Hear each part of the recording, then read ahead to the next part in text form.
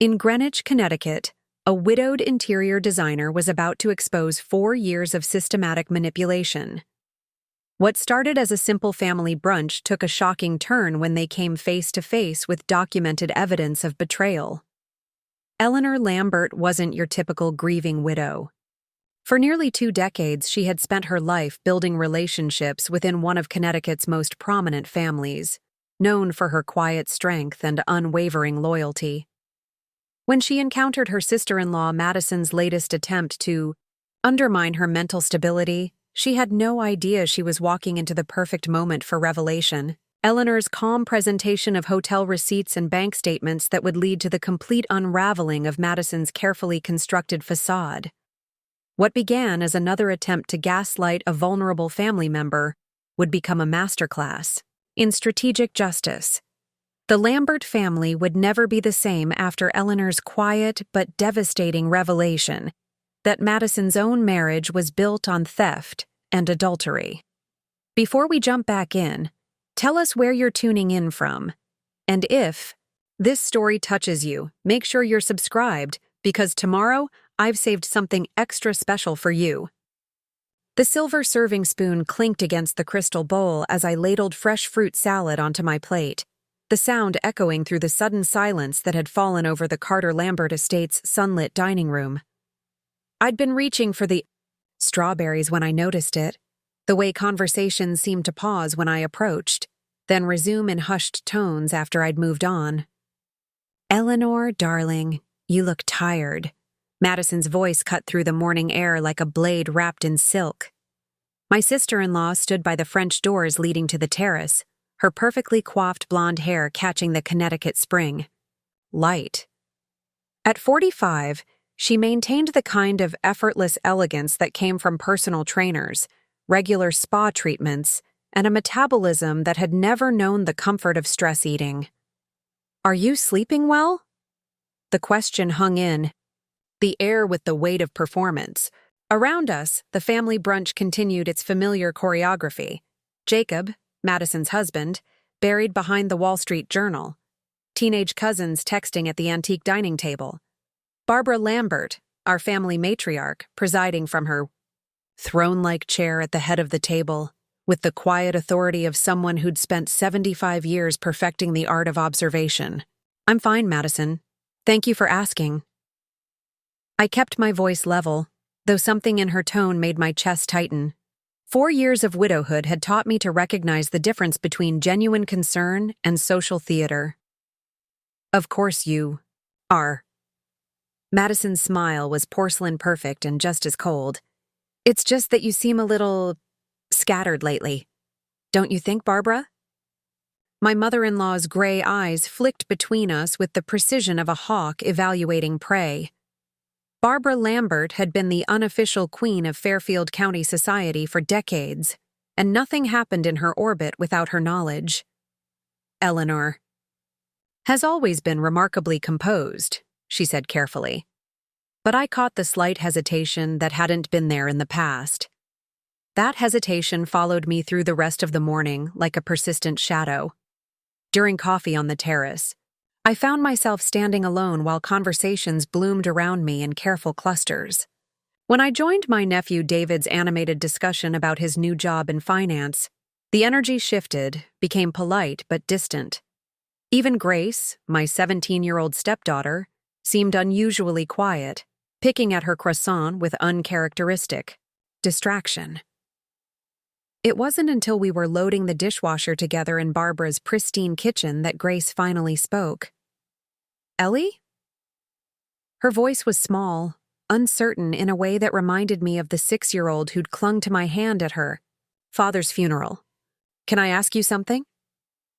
"Always, sweetheart." I rinsed a champagne flute under the warm water, focusing on the simple task to steady my nerves.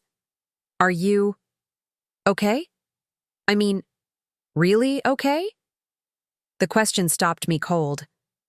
Grace had always been perceptive, inheriting her father Adam's emotional intelligence along with his dark hair and serious eyes. But there was something in her tone that suggested this wasn't just teenage concern. "What do you mean?" She glanced toward the dining room, where Madison's laugh rang out like wind chimes in a storm. "Last week, at Aunt Madison's book club, I heard her telling Mrs. Patterson that you've been different lately. That maybe you're not handling things as well as everyone thought." The champagne flute slipped from my hands, shattering against the granite countertop. Crystal fragments scattered across the floor like fallen stars, and for a moment, the sound seemed to echo through the entire house. "Oh, honey, I'm sorry. Let me—" Grace rushed for the dustpan, but I caught her arm gently. What exactly did she say? Grace's dark eyes were troubled. "She said you'd been making some questionable decisions about money, that you seemed confused sometimes, like you couldn't remember conversations you'd had." She used the word erratic. The last word came out in a whisper, as if saying it too loudly might make it true. I swept the crystal into my palm, each sharp edge a small punishment for my carelessness. "And what did Mrs. Patterson say?" "She asked if maybe you needed help, professional help." Grace's voice cracked on the last words. "Ellie, you're not. You're the most together person I know. You're nothing like what they were saying." The kitchen felt suddenly airless. Mrs. Patterson was the neighborhood's unofficial news broadcaster, her morning dog walks serving as intelligence-gathering missions that kept the entire community informed of everyone else's business. If Madison had planted seeds of doubt about my mental state with Mrs. Patterson, those seeds would sprout into full-grown rumors by the end of the week. "Thank you for telling me." I forced my voice to remain steady, though inside, something was crystallizing. A recognition of a pattern I'd been too polite, too trusting, too grateful to see clearly. That evening, I sat in my home office surrounded by photo albums and memories, trying to trace the exact moment when I'd become the family problem rather than the family solution. My colonial-style house in Old Greenwich felt simultaneously too large and too small. Too large for a woman living alone with her aging golden retriever. Too small to contain the growing realization that I'd been slowly, methodically erased from my own narrative. When my phone rang at 9:30, Olivia Tran's name appearing on the screen felt like a lifeline. "I've been thinking about our conversation last week," my best friend said without preamble. Olivia had been my anchor through Adam's illness and death, her background as both a former attorney and current therapist, making her uniquely equipped to navigate the complicated waters of grief and family politics. "About Madison's little comments, I think we need to talk. She's been telling people I'm mentally unstable."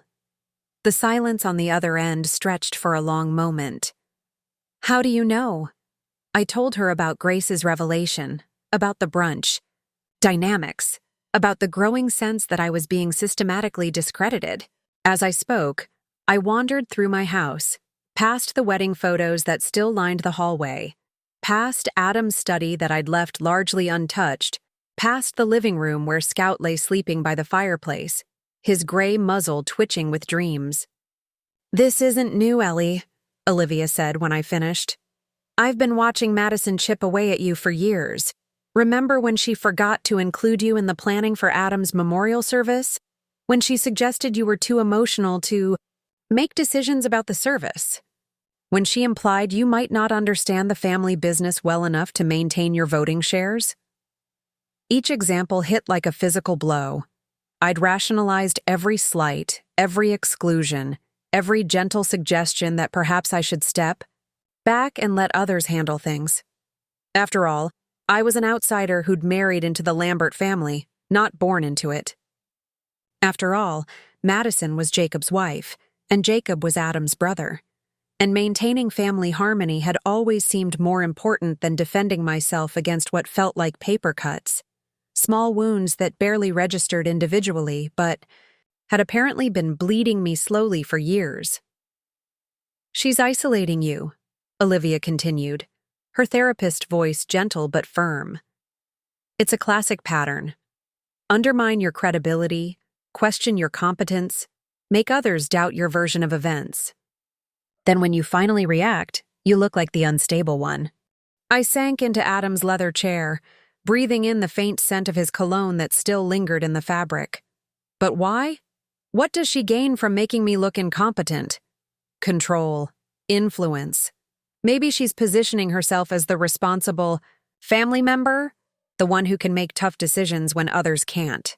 Or maybe she just never forgave you for being Adam's choice, for being Barbara's favorite daughter-in-law, for being the one everyone turned to when things got complicated. The truth of it settled over me like a heavy blanket. Madison had always been beautiful, charming, socially connected, everything I'd never tried to be. But in the quiet moments of family crisis, when Barbara needed someone to coordinate medical care, or Grace needed someone to talk through college applications, they'd turn to me. Not because I was dramatic or demanding, but because I was steady. Reliable, safe. Perhaps that reliability had become a threat. "There's something else," Olivia said, and I could hear papers rustling in the background. "I got a call from Jennifer Walsh yesterday. You know Jennifer. She's on the hospital foundation board with Madison. Apparently, Madison mentioned at their last meeting that you might be stepping back from your volunteer commitments because you've been overwhelmed lately." My breath caught. I'd been volunteering with the children's literacy program at Greenwich Hospital for 6 years, ever since Adam's death. It was one of the few places where I felt genuinely useful, where my work made a tangible difference. The idea that Madison was already laying groundwork to explain my absence, an absence I hadn't even considered, felt like a violation. I never said I was stepping back. "I know you didn't. That's the point. She's writing your story for you, creating explanations for behavior that hasn't even happened yet. It's sophisticated and cruel." I closed my eyes, trying to process the scope of what Olivia was suggesting. So what do I do? You have 2 choices. You can confront her directly, risk looking like you're having some kind of paranoid breakdown, and probably make things worse. Or you can start documenting everything, every conversation, every slight, every time she speaks for you or about you. You can stop trying to be the bigger person and start protecting yourself. Because, honey, this isn't going to stop. People like Madison don't stop until they're stopped. After we hung up, I sat in Adam's chair for a long time, Scout's gentle snoring the only sound in the house. Outside, the neighborhood was settling into its comfortable evening rhythm. Porch lights coming on, car doors slamming as teenagers returned from dates, the distant sound of a lawnmower making one last pass before dark. 4 years ago, when Adam was dying, I'd promised him I'd take care of Grace, maintain our connection to his family, honor the life we'd built together. I'd kept that promise by swallowing my pride, overlooking small cruelties, prioritizing peace over my own dignity. I'd thought I was being noble, mature, selfless. Now I wondered if I'd actually been enabling something much darker. In my desk drawer, I found a fresh notebook, one of the many I'd accumulated during my years as an interior designer, useful for jotting down measurements and color schemes and client preferences.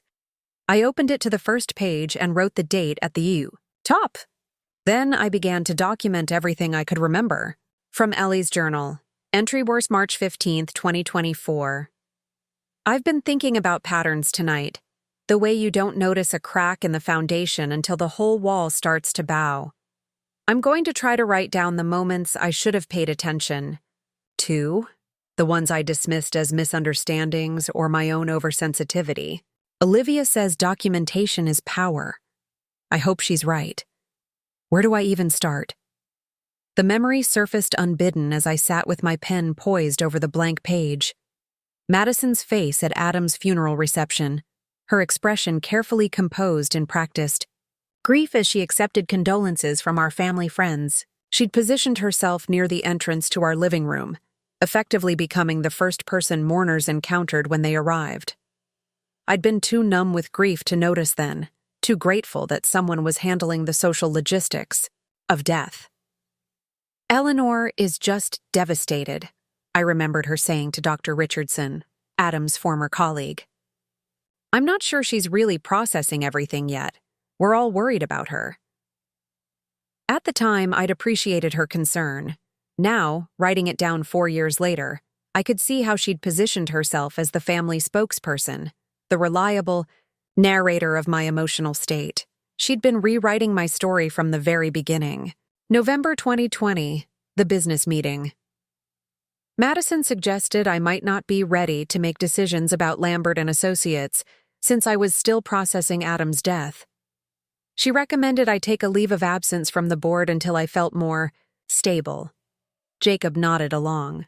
I signed papers giving them temporary decision-making authority, thinking it was temporary kindness. It lasted 8 months. The pen felt heavy in my hand as the memories cascaded. How had I let this happen? How had I been so blind to what now seemed obvious? December 2020. Christmas at Barbara's Madison gave a toast about family resilience and how we all needed to support those who are struggling to find their footing. She looked directly at me when she said it. Everyone raised their glasses. I smiled and drank, thinking she was being supportive. Barbara squeezed my hand under the table. Was that sympathy or warning? January 2021. Grace's school conference. Madison attended Grace's parent-teacher conference without telling me, claiming she didn't want to burden me during a difficult time. She positioned herself as Grace's primary guardian figure to the school administration. When I arrived, Grace had texted me. The teachers seemed surprised, as if they'd expected only Madison. "Oh, you must be feeling better," Ms. Rodriguez said. I had no idea what she meant. Page after page, the pattern emerged like a photograph developing in chemical solution. Every kind gesture had carried a subtext. Every helpful intervention had come with a cost I hadn't recognized at the time. Madison hadn't just stepped in during my grief. She'd stepped over me, quietly assuming authority I'd never consciously relinquished. My phone buzzed with a text from Grace. "Can we have breakfast tomorrow? Just us? I want to talk about something." The simple message filled me with both warmth and apprehension. Grace was the one pure, uncomplicated relationship. I had left with the Lambert family, the one person whose love for me felt unconditional. If Madison's whisper campaign was reaching even her. March 2021, the Garden Club incident. I arrived at the Greenwich Garden Club meeting to find Madison already there, explaining to the committee that I wouldn't be able to continue as treasurer because I was going through a difficult adjustment period. She'd brought her own candidate for the position. The decision was made before I could speak. When I tried to explain that I'd never said I wanted to step down, Mrs. Whitmore patted my arm and said, "It's okay, dear. We understand you need to focus on healing." The worst part wasn't the individual incidents. It was realizing how many people had participated in my marginalization, how quickly a community I'd served for years had accepted Madison's version of my capabilities. I'd been erased from my own life with such efficiency that I'd barely noticed it happening. April 2022, the fundraiser. Madison organized a charity auction for the Children's Hospital, an event I'd planned for 3 years running. She told people I'd asked her to take over because I was overwhelmed by the responsibility. The auction raised more money than ever before. Everyone praised Madison's organizational skills. Several people mentioned how wise I'd been to step back and let someone else handle such a complex event. I stood in the back of the ballroom and watched my life's work be attributed to someone else. I set down the pen and flexed my cramped fingers. Scout stirred by the fireplace, his tags jingling softly as he adjusted his position. He was 12 now, moving more slowly than he used to. His golden coat faded to cream around his muzzle. Like me, he was aging into irrelevance, though at least his diminishment was natural rather than orchestrated. The grandfather clock in the hallway chimed midnight, but sleep felt impossible. I made myself a cup of chamomile tea and returned to the journal, compelled to excavate every buried moment of manipulation. June 2022. Grace's graduation. Madison seated me in the second row at Grace's high school graduation, saving the front row for immediate family. When I questioned it, she said, "Oh, Ellie, don't be difficult. You know we consider you family, but there's a natural hierarchy at these things." Grace found me afterward, confused about why I wasn't in the family photos with her. I made excuses. September 2022. The cottage incident. Adam and I had always talked about buying the cottage on Lake George that came up for sale. After he died, I mentioned to Barbara that I might be interested in purchasing it as a family retreat. 2 weeks later, Madison announced that she and Jacob were buying it instead. Eleanor mentioned she was interested, Madison told the family, but we thought it might be too much responsibility for her right now. We'll make sure she can visit whenever she wants. They bought it for $30,000 less than the asking price. I never got to make an offer. The tea grew cold in my cup as I wrote, each memory a small betrayal that had been easy to rationalize individually, but devastating in aggregate. I'd been systematically diminished, my agency eroded so gradually that I'd participated in my own marginalization. October 2023. The book club. I'd been part of Barbara's book club for 5 years when Madison joined. Within 2 months, she'd suggested the group might benefit from fresh perspectives and new energy. She proposed rotating leadership and volunteer to organize the next few meetings. By December, I was receiving meeting invitations as an afterthought, sometimes days after everyone else. When I mentioned feeling left out, Madison said, "Oh, Ellie, you're always welcome, but I thought you might appreciate having less on your plate." January 2024. The Investment Advisory. Jacob suggested I might want to simplify my financial portfolio, given how complicated managing investments could be for someone without experience. He offered to handle everything through his firm at a family discount. When I politely declined, Madison mentioned to Barbara that she was concerned about my financial decision-making and whether I was being realistic about my capabilities. Barbara asked me privately if I was feeling overwhelmed by money management. I assured her I was fine, but I could see doubt in her eyes. The pattern was clear now, crystal clear in a way that made me feel both vindicated and foolish. Every time I'd shown independence, competence, or happiness, Madison had found a way to reframe it as instability, confusion, or denial. She'd weaponized my grief, my love for Grace, my respect for family harmony, turning my strengths into evidence of my weakness. February 2024, the Valentine's Day. Dinner. Grace asked if I wanted to join her and some school friends for dinner on Valentine's Day, since we were both single ladies this year. Madison overheard and laughed, saying, "Oh, Grace, I don't think your stepmother wants to be reminded that she's alone on Valentine's Day. Let's not make things harder for her." Grace looked confused and hurt. I spent the evening alone, wondering when my relationship with Grace had become something Madison needed to manage. By 3 a.m., I'd filled 30 pages with memories I'd tried to forget, patterns I'd refused to see, moments when I should have stood up for myself but had chosen peace instead. My hand ached, my eyes burned, but I felt something I hadn't experienced in years: clarity. Madison Carter had been conducting a 4-year campaign to erase me from my own life, and I'd been her most effective collaborator. The phone rang, startling me out of my documentation trance. Grace's name flashed on the screen. "Ellie? I'm sorry to call so late, but I couldn't sleep." Her voice was strained, older than her 17 years. "I keep thinking about what I told you today, about Aunt Madison's comments. There's more." My stomach clenched. What kind of more? "She's been saying things for a while now, about how you might not be the best person to make decisions about my college plans, about how grief affects people differently, and some people never really recover. She told Mom Lambert that she's worried about your judgment, especially when it comes to money." Mom Lambert. Grace had called Barbara Mom Lambert since she was small, unable to pronounce Grandmother Lambert. The casualness of it now felt ominous, evidence that these conversations had been happening regularly, comfortably, in Grace's presence. Grace, I need you to tell me everything. Every conversation you remember, every comment, even if it seemed harmless at the time.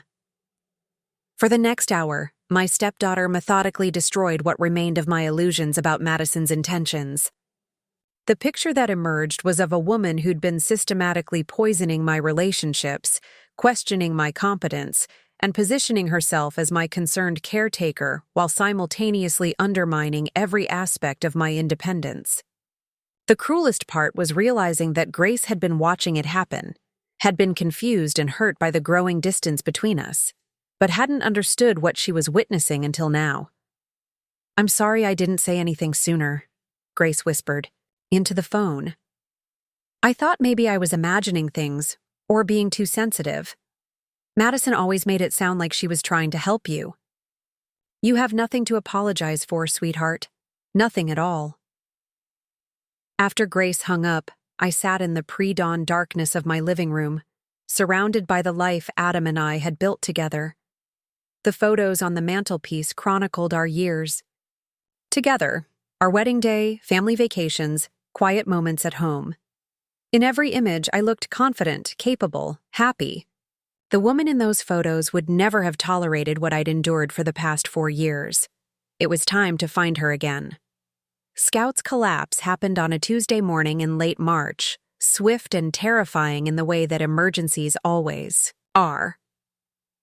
One moment he was following me from room to room as I got ready for my day, his tail wagging with the gentle persistence of a dog who'd spent 12 years perfecting the art of being underfoot. The next moment he was lying on the kitchen floor, his breathing shallow and rapid, his usually bright eyes unfocused and distant. "Come on, baby. Come on," I whispered, scooping all 70 pounds of him into my arms with strength I didn't know. I possessed. My hands shook as I carried him to the car, his body limp against my chest, his heartbeat irregular beneath my palm. The drive to the emergency veterinary clinic felt both endless and too short. I found myself making bargains with a universe that had already taken so much from me. Let him be okay, and I'll volunteer more. I'll be kinder. I'll stop being angry at Madison. I'll accept whatever role the family thinks I should play. Doctor. Sarah Chen, the emergency vet, was a small woman with gentle hands and the kind of direct compassion that comes from years of delivering difficult news to people who love their animals like children. After 2 hours of tests and x-rays, she sat with me in the small consultation room that smelled of antiseptic and fear. "It's his heart," she said simply. "Dilated cardiomyopathy. It's progressive, and at his age." She didn't need to finish the sentence. Scout was 12, elderly for a golden retriever, and his heart was giving out. "How long?" The words came out as a whisper. "Maybe 6 months. Maybe a year if we're lucky. We can manage his symptoms, keep him comfortable, but the condition will continue to worsen." I nodded, trying to process the information through the fog of grief that seemed to be my permanent state these days. Another ending. Another loss to prepare for, to endure, to survive. "Can I see him?" Scout was sleeping in a recovery cage, an IV line in his front leg, his breathing steadier but still labored. When I opened the cage door, he lifted his head just enough to lick my hand, his tail giving a weak thump against the blanket. The gesture nearly broke me. "I'm going to take care of you," I promised him, scratching behind his ears the way he'd always loved. "Whatever you need, however long we have."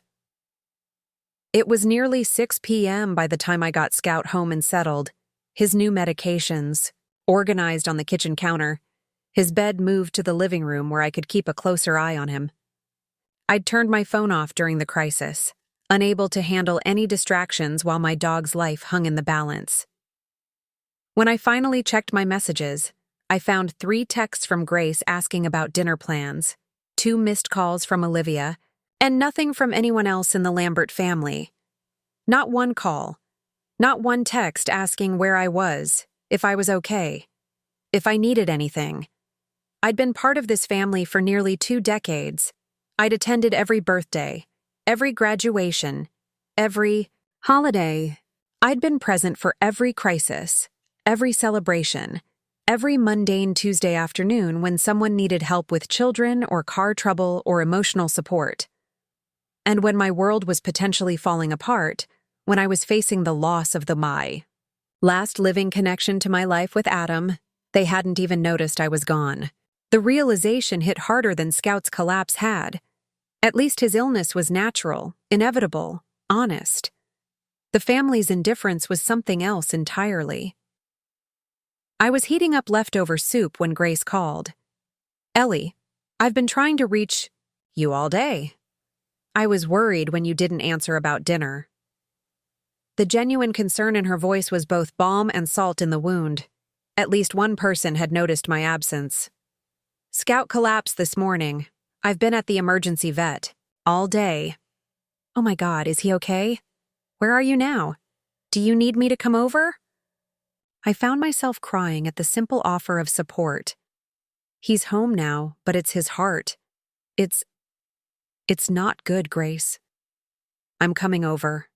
I'll bring dinner. Have you eaten anything today?" "You don't have to. I'm already in the car." Grace arrived 40 minutes later with Thai takeout, and the kind of fierce protectiveness that reminded me why I'd fallen in love with being her stepmother.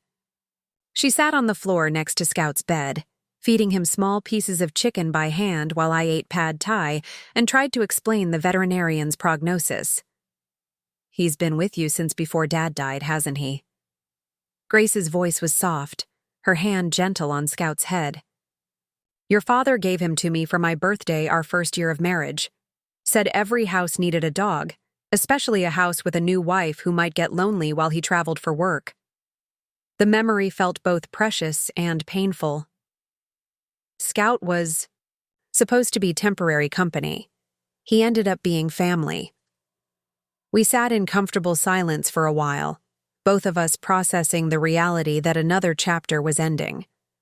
It was Grace who finally voiced what I'd been thinking all day. No one else called, did they? I met her eyes, seeing too much understanding there for a 17-year-old. "How did you know?"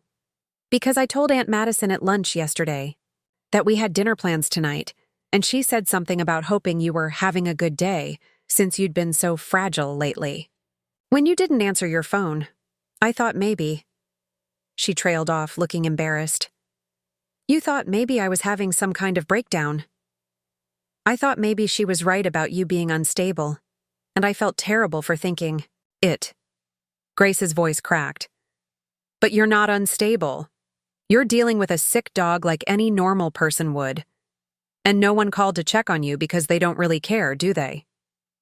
The blunt assessment from my 17-year-old stepdaughter hit like a physical blow, not because it was cruel, but because it was accurate. Grace was old enough now to see the family dynamics clearly, to recognize the difference between genuine concern and performed care. "I'm sorry, Ellie. I'm sorry they don't see how amazing you are." I reached over to squeeze her hand, both of us sitting vigil over a sleeping dog who'd been more loyal than most humans. "Thank you for coming tonight, for caring." "Of course. I care. You're my family, my real family." After Grace left, I tried to settle into my new routine of monitoring Scout's breathing and administering medications every 6 hours. But my phone kept drawing my attention, its silence feeling more accusatory with each passing hour. Not one family member had reached out, even though Grace had surely mentioned Scout's condition by now. I was giving Scout his evening medications when my phone finally buzzed with a text. For a moment, my heart lifted, thinking that someone had finally remembered I existed. The message was from Madison. Grace mentioned Scout was unwell. "Hope it's nothing too serious. These things happen with older pets. Let me know if you need recommendations for end-of-life services when the time comes." I stared at the screen, reading the message 3 times before its full cruelty sank in. Not only had Madison managed to make Scout's illness about my inability to handle reality, she'd preemptively written his obituary and offered to help plan his death. Before I could second-guess myself, I screenshotted the message and forwarded it to Olivia with a caption, "This is what passes for compassion in the Lambert family." Her response came within minutes. "Are you fucking kidding me? She basically told you to put your dog down via text message and offered to help arrange it. Ellie, this isn't normal family dysfunction. This is psychological warfare." I was still processing Olivia's assessment when my phone rang. Grace's name appeared on the screen, but her voice was strained when she answered. "Ellie, I need to tell you something and you're going to be upset." My stomach clenched. "What happened?" I told Mom Lambert about Scout when I got home. She was sympathetic, asked if you needed anything, seemed genuinely concerned. But then Aunt Madison came over to drop off some papers for Uncle Jacob, and when she heard about Scout, she said... Grace's voice trailed off. "What did she say?" "She said it was probably for the best, since you'd been having trouble coping with responsibilities lately, and a sick dog would just add more stress to an already difficult situation. She said maybe this was the universe's way of simplifying your life." The casual cruelty of it took my breath away. Even my grief over Scout, honest, natural, appropriate grief, was being reframed as evidence of my instability. Mom Lambert looked uncomfortable, Grace continued. She told Madison that losing a beloved pet was always hard, regardless of someone's emotional state. But Aunt Madison just laughed and said something about how some people get more attached to animals than is healthy, especially when they don't have children of their own to focus on. Each word was a small knife, precisely placed to cause maximum damage. Madison had managed to pathologize my love for Scout, diminish my role as Grace's stepmother, and position herself as the voice of reason, all in one conversation. "Grace, I want you to promise me something. Anything. If something happens to me, if I get sick, or have an accident, or if people start saying I'm not capable of making decisions, I want you to remember this conversation.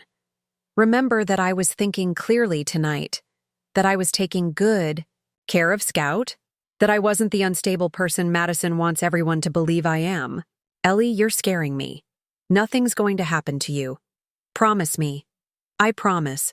But Ellie, I think maybe it's time to stop caring what Aunt Madison thinks. I think maybe it's time to let her know that you know what she's doing." After Grace hung up, I sat with Scout in the quiet of my living room, both of us wounded, both of us facing uncertain futures. His breathing was steadier now, his eyes clearer, but I could see the effort each breath required. Time was running out for both of us, though in different ways. I opened my journal and wrote, March 26th, 2024, Scout's Crisis. Madison used my dog's heart condition to suggest I'm unable to handle responsibility. She offered to help arrange his euthanasia within hours of learning about his illness. She managed to make my appropriate grief into evidence of unhealthy attachment and lack of maternal instincts. She did all of this while I was exhausted from a day of veterinary emergencies, knowing I would be at my most vulnerable. Note: Grace sees it now. She understands what Madison is doing. I'm not imagining this. Note: not one other family member called to check on me during a genuine crisis. Note: I'm done making excuses for them. I closed the journal and looked down at Scout, who was watching me with the patient intelligence that had made him such a perfect companion for nearly 13 years. His loyalty had never wavered, never been conditional, never been used as a weapon against me. "What would you do, boy?" I asked him softly. "If someone kept hurting the people you loved, what would you do?" Scout's tail gave a weak wag, and I could swear I saw approval in his golden eyes. He'd spent his whole life protecting me from everything he could: burglars, thunderstorms, the loneliness of widowhood. Maybe it was time I learned to protect myself. The next morning, I called Olivia. "I need your help. I said without preamble. I need to know everything there is to know about Jacob Carter's business practices and his personal life, and I need you to help me document everything Madison has said and done for the past 4 years. Now we're talking, Olivia said, and I could hear the smile in her voice. It's about time you stopped playing defense. For the first time in months, I felt something that might have been hope. Or maybe it was just the recognition that I still had fight left in me after all. The coffee shop on Greenwich Avenue buzzed with the familiar rhythm of suburban morning life. Mothers pushing strollers between yoga classes, business commuters grabbing lattes before catching trains to Manhattan, retirees settling in for leisurely conversations over scones and newspapers. I'd chosen a corner table where I could see the entrance, my notebook open to a fresh page, my hands wrapped around a mug of chamomile tea that had long since gone cold. Olivia arrived precisely at 9, her dark hair pulled back in a professional bun, her expression carrying the focused intensity she'd perfected during her years as a corporate attorney. She slid into the seat across from me and immediately pulled out her own notebook, a sleek leather portfolio that looked like it belonged in a boardroom rather than a coffee shop conspiracy. I've been busy, she said without preamble, her voice low enough to avoid eavesdroppers but carrying an undercurrent of excitement. 3 days of very discreet inquiries, and Jacob Carter is not nearly as careful as he thinks he is. My stomach clenched with anticipation and something that might have been guilt. What did you find? Olivia opened her portfolio and withdrew a thin folder. Hotel receipts for starters, the Delamar in West Hartford specifically. Jacob's been checking in there twice a month for the past 8 months, always paying cash, always for just a few hours in the afternoon. She slid a photocopy across the table. The hotel logo was elegant, understated, the kind of place that catered to people who valued discretion as much as luxury. The date stamps showed a pattern, 2nd and 4th Tuesdays, like clockwork. How did you get these? I have a friend who works in hotel management. She ran Jacob's credit card through the system. He used it once, apparently before he got smart about cash payments. The hotel keeps records of all transactions, even cash ones, security purposes. Olivia's smile was sharp. Amazing what people will share when you tell them you're conducting a background check for a potential business partner. I stared at the receipts, feeling something shift inside my chest. This was real evidence, concrete proof of deception. Not the subtle psychological manipulation I'd been enduring, but clear, documented lies. There's more, Olivia continued. I did some checking on his business practices. Jacob's been moving money around in ways that would make any forensic accountant very interested. The Lambert Family Investment Fund has been his personal piggy bank for almost 2 years. She produced another set of documents, bank statements, transfer records, investment summaries. The numbers swam before my eyes, but Olivia's finger traced the patterns with practiced precision. See this? Quarterly transfers from the family. Fund to a private account. 20,000 here, 30,000 there. Always just under the threshold that would trigger automatic audits. And here? She pointed to a series of smaller transactions. Regular payments to something called LC Consulting. I tracked it down. It's a shell company registered to one Lauren Castellano. The name meant nothing to me, but Olivia's expression suggested it should. Lauren Castellano is a financial advisor at Preston & Associates in Stamford. 32 years old, divorced, no children. She and Jacob have been working together on several client portfolios for the past year. Olivia paused meaningfully. She's also been receiving regular payments from his personal account, payments that don't correspond to any official consulting work. The pieces clicked together with sickening clarity.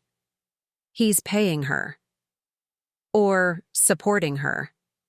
The amounts are consistent with rent on a nice apartment, maybe a car payment, general living expenses, like he's playing house with someone who isn't his wife. I thought about Madison, with her perfect hair and designer clothes, her careful orchestration of family dynamics and social appearances. Did she know? Was she living in deliberate denial? Or was Jacob's deception as systematic as his financial manipulations? How did you find all this? Olivia's smile was predatory. I still have friends in the legal community. When you tell people you're doing due diligence on a potential investment partner, they're remarkably helpful. Jacob's been sloppy, overconfident. He probably thinks his family connections make him untouchable. I closed my eyes, trying to process the implications. For 4 years, Madison had been systematically destroying my reputation, questioning my competence, suggesting I was mentally unstable. Meanwhile, her own husband had been stealing from the family and maintaining a mistress with the proceeds. There's something else, Olivia said gently. Something you're not going to like. My eyes snapped open. What? I had coffee with Jennifer Walsh yesterday, the woman from the hospital foundation. She mentioned that Madison has been floating the idea of having you removed from the Lambert family trust. Apparently, Madison's been suggesting that your recent instability makes you a financial liability, that someone in your condition shouldn't have access to significant assets. The words hit like a physical blow. The Lambert family trust controlled not just my financial security, but my connection to Adam's legacy, my ability to support Grace through college, my stake in the business I'd helped build. Without it, I would be truly isolated, financially, vulnerable in a way that would make me dependent on family goodwill I clearly couldn't count on. She's trying to cut me out completely, I whispered. Preparing and narrating this story took us a lot of time, so if you are enjoying it, subscribe. To our channel, it means a lot to us. Now back to the story. She's been planning this for years, Ellie. The mental instability narrative, the suggestions that you can't handle responsibility, the questions about your decision-making. It's all been building to this. She wants you gone, not just marginalized. I stared out the coffee shop window at the familiar street, watching people go about their normal lives while my world quietly imploded. A mother pushed a stroller past the window, her toddler pointing excitedly at something I couldn't see. Normal. People living normal lives, unmarked by betrayal and manipulation. What would Adam think? I asked, more to myself than to Olivia. Adam would be furious, she replied without hesitation. He'd be furious at what Madison's done to you, and he'd be devastated to learn what his brother has become. But most of all, he'd want you to fight back. I thought about the last conversation I'd had with my husband, 3 days before he died. He'd been weak, but lucid, his hand trembling in mine as he made me promise to take care of Grace, to stay, connected to his family, to remember that I belonged with them regardless of what anyone might say after he was gone. Promise me you won't let them make you feel like an outsider, he'd whispered. You're as much a Lambert as any of them. Don't let anyone convince you otherwise. I'd kept that promise by accepting diminishment, by swallowing pride, by prioritizing peace over self-respect. But maybe Adam hadn't meant for me to disappear into the background. Maybe he'd meant for me to claim my place with the strength and dignity he'd always admired in me. I need to see the hotel records myself, I said. Suddenly, Olivia raised an eyebrow. Why? Because if I'm going to use this information, I need to be absolutely certain it's accurate. I need to understand exactly what Jacob's been doing, and for how long. Ellie, what are you planning? I looked down at my hands, wrapped around the cold mug of tea. They were steady now, calmer than they'd been in months. I'm planning to stop being the victim in this story.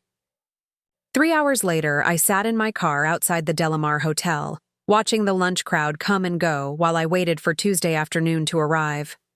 Olivia had provided me with Jacob's license plate number and a detailed description of Lauren Castellano, but I needed to see this betrayal with my own eyes before I could decide what to do with the knowledge. The hotel was exactly what I'd expected. Understated elegance designed for people who needed discretion more than flash.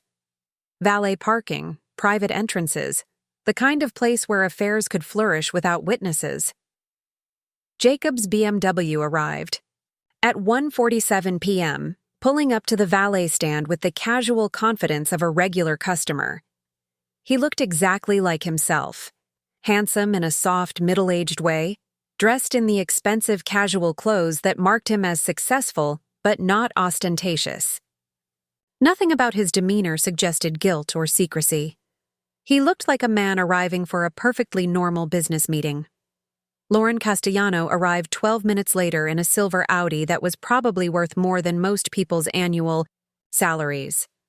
She was younger than I'd expected, blonde in a way that required professional maintenance, dressed in a wrap dress that managed to be both professional and seductive. She handed her keys to the valet with the kind of smile that suggested she enjoyed being looked at. Watching them disappear into the hotel felt surreal, like observing actors in a play I didn't want to understand. These were real people making real choices that would destroy real lives, and they looked so ordinary, so unremarkable in their deception. I sat in my car for 2 hours, alternately reading a book and watching the hotel entrance. Other couples came and went, some clearly married to each other, others obviously not. The ordinariness of adultery struck me as almost more offensive than its immorality. How many marriages were quietly dissolving in hotel rooms across Connecticut while their unsuspecting spouses planned dinner parties and managed family crises? Jacob and Lauren emerged separately, 15 minutes apart, both looking satisfied and relaxed. Jacob checked his phone while waiting for his car, probably reviewing alibis and explanations. Lauren touched up her lipstick in the reflection of a storefront window, smoothing invisible wrinkles from her dress. They drove away in different directions, returning to separate lives built on the same foundation of lies. I stayed in the parking lot for another hour, trying to process what I'd witnessed. Part of me felt dirty, complicit in something sordid just by observing it. But a larger part felt vindicated. This was proof, concrete evidence that Madison's perfect marriage was as fabricated as her concern for my mental health. When I finally drove home, Scout was waiting by the front door, his tail wagging weakly at my arrival. His medication schedule had become the organizing principle of my days, a routine that provided structure during emotional chaos. I administered his afternoon dose and settled beside him on the living room floor, both of us tired in ways that sleep couldn't fix. "What do I do with this information, boy?" I asked him, scratching behind his ears. "How do I use it without becoming the kind of person I've never wanted to be?" Scout's golden eyes were patient and knowing, as if he understood exactly what I was struggling with. He'd spent his whole life being loyal without being naive, protective without being aggressive. Maybe there was a lesson there about how to fight back without losing yourself in the process. My phone buzzed with a text. From Grace. "Dinner tomorrow night? I have news about college applications."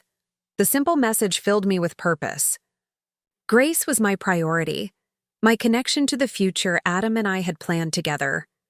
Whatever I decided to do about Madison and Jacob, it had to be about protecting Grace's interests as much as my own. I opened my journal and wrote, April 2nd, 2024. Confirmation.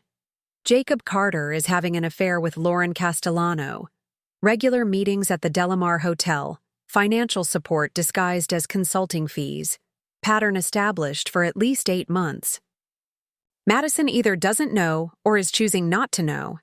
Jacob has been embezzling from the family investment fund to support his lifestyle and his mistress. Madison is actively working to have me removed from the family trust, using my supposed mental instability as justification. Decision point.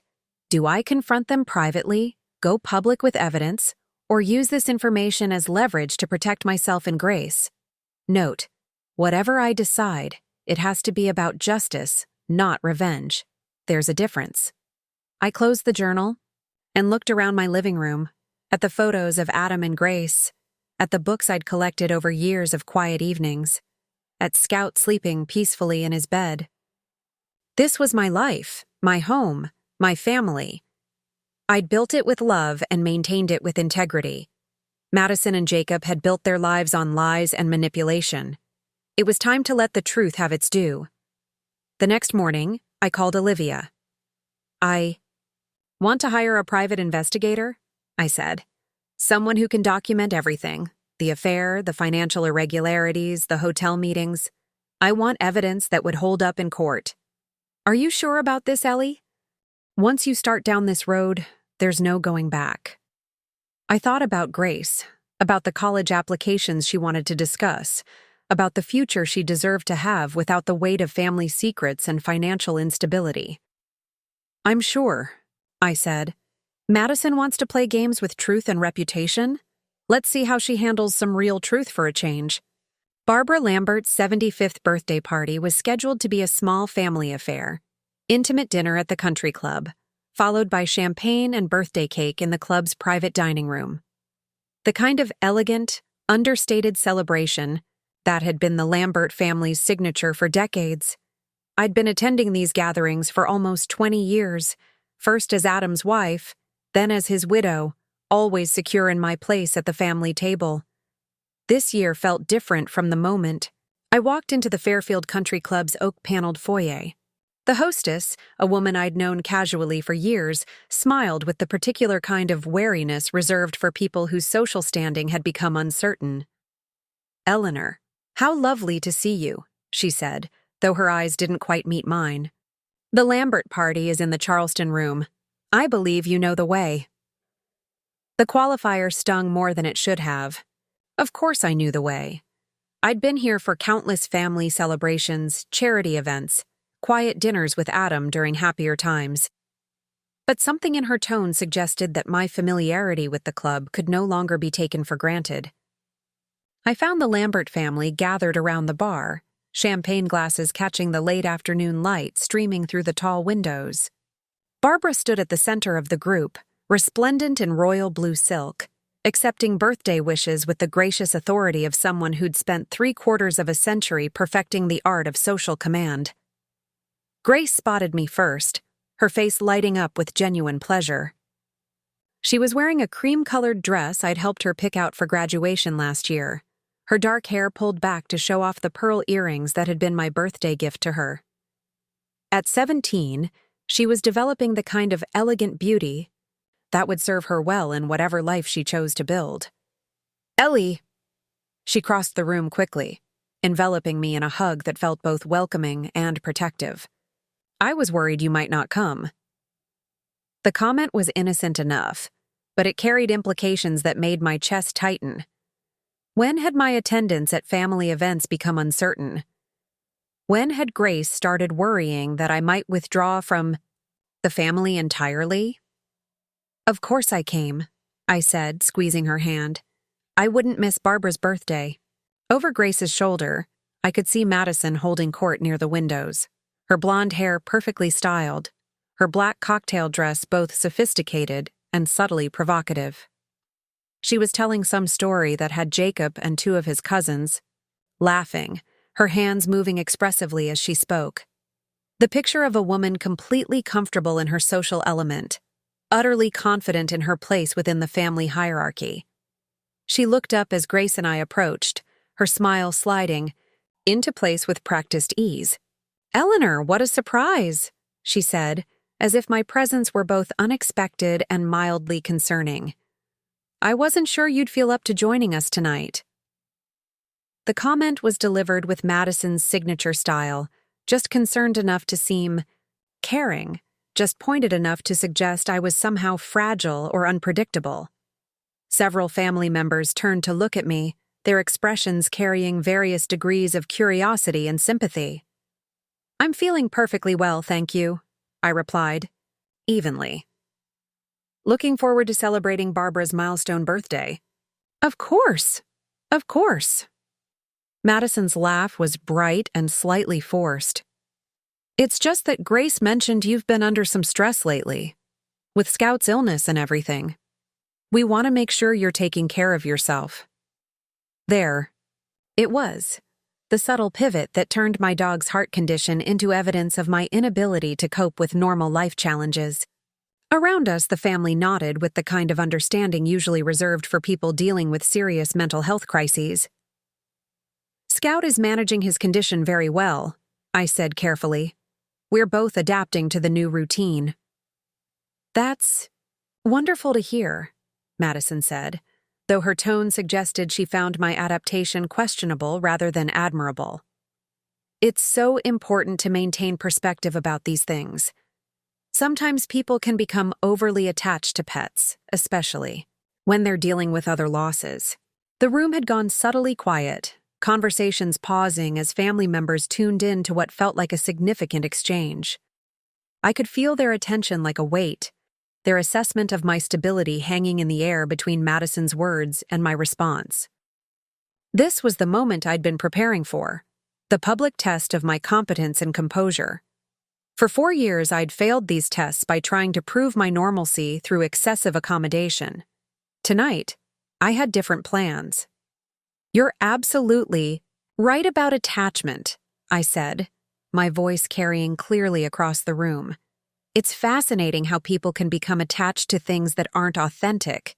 Relationships, reputations, the illusion of perfect marriages. I paused just long, enough for the words to land. Don't you think so, Jacob? Jacob, who'd been checking his phone while his wife performed her character assassination, looked up with the startled expression of someone who'd been caught off guard. I'm sorry, what? I was just agreeing with Madison about unhealthy attachments, I continued smoothly. How people sometimes cling to things that aren't real, even when the truth is right in front of them. Madison's eyes had gone sharp, her social mask slipping just enough to reveal the calculation underneath. I'm not sure I follow your meaning, Eleanor. Oh, I think you do. I smiled with what I hoped looked like serene confidence. I think we all understand the difference between authentic relationships and performance pieces, between genuine concern and manipulation, between loyalty and, I gestured vaguely with my champagne glass, other motivations. The silence that followed was deafening. Barbara, who'd been chatting with her sister near the window, turned to look at our group with raised eyebrows. Grace's hand found my arm, whether in support or restraint, I couldn't tell. Jacob's face had gone pale, his phone forgotten in his hand. Eleanor, are you feeling all right? You seem a little what, Jacob? I asked pleasantly. Clear-headed? Observant? Tired of pretending not to notice things? Madison stepped closer, her voice dropping to what she probably thought was a concerned whisper but carried perfectly in the quiet room. Eleanor, honey, maybe you should sit down. You're not making much sense. It was masterfully done. The public expression of concern, the suggestion that I was having some kind of episode, the positioning of herself as the caring family member, trying to help someone who was clearly unwell. 4 years ago, it would have worked perfectly. I would have apologized, blamed stress or fatigue, allowed myself to be guided to a quiet corner where my outburst could be contained and explained away. Tonight, I had ammunition. Actually, I'm making perfect sense, I said, raising my voice just enough to ensure everyone could hear me. I'm talking about truth, Madison, about the difference between what people claim to be and what they actually are, about how some people build their entire identity around judging others while their own lives are built on lies. Barbara had moved closer now, her keen eyes moving between Madison and me with the focused attention of someone who sensed significant family drama brewing. The rest of the room watched with the kind of horrified fascination usually reserved for car accidents. Eleanor, Madison's voice carried a warning now, the concerned facade beginning to crack. I think I need to what? Be quiet? Pretend I don't see what's right in front of me? Accept being gaslit and marginalized for the sake of family harmony? I turned to address the room at large. How long has everyone been pretending not to notice that some people in this family are living double lives? Jacob stood up abruptly, his chair scraping against the floor. That's enough, Eleanor. I don't know what you think you know, but I know about the Delamar Hotel, Jacob. The words dropped into the silence like stones into still water. I know about Lauren Castellano. I know about the consulting fees that aren't for consulting, and the family money that's been funding your Tuesday afternoon adventures. The room went dead silent. Madison's face cycled through several expressions: confusion, realization, fury, before settling into a mask of cold composure that was somehow more frightening than any emotional outburst would have been.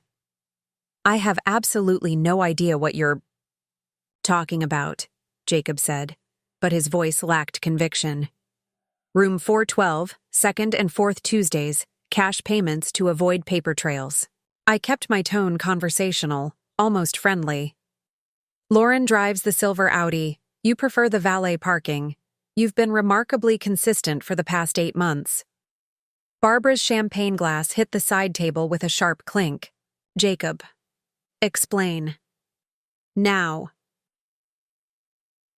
The authority in her voice could have frozen fire.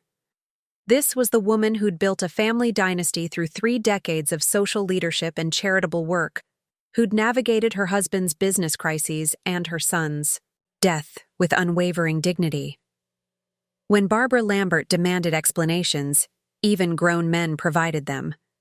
Jacob looked like he was going to be sick. Madison's face had gone white beneath her careful makeup, but her eyes blazed with something that looked like pure hatred.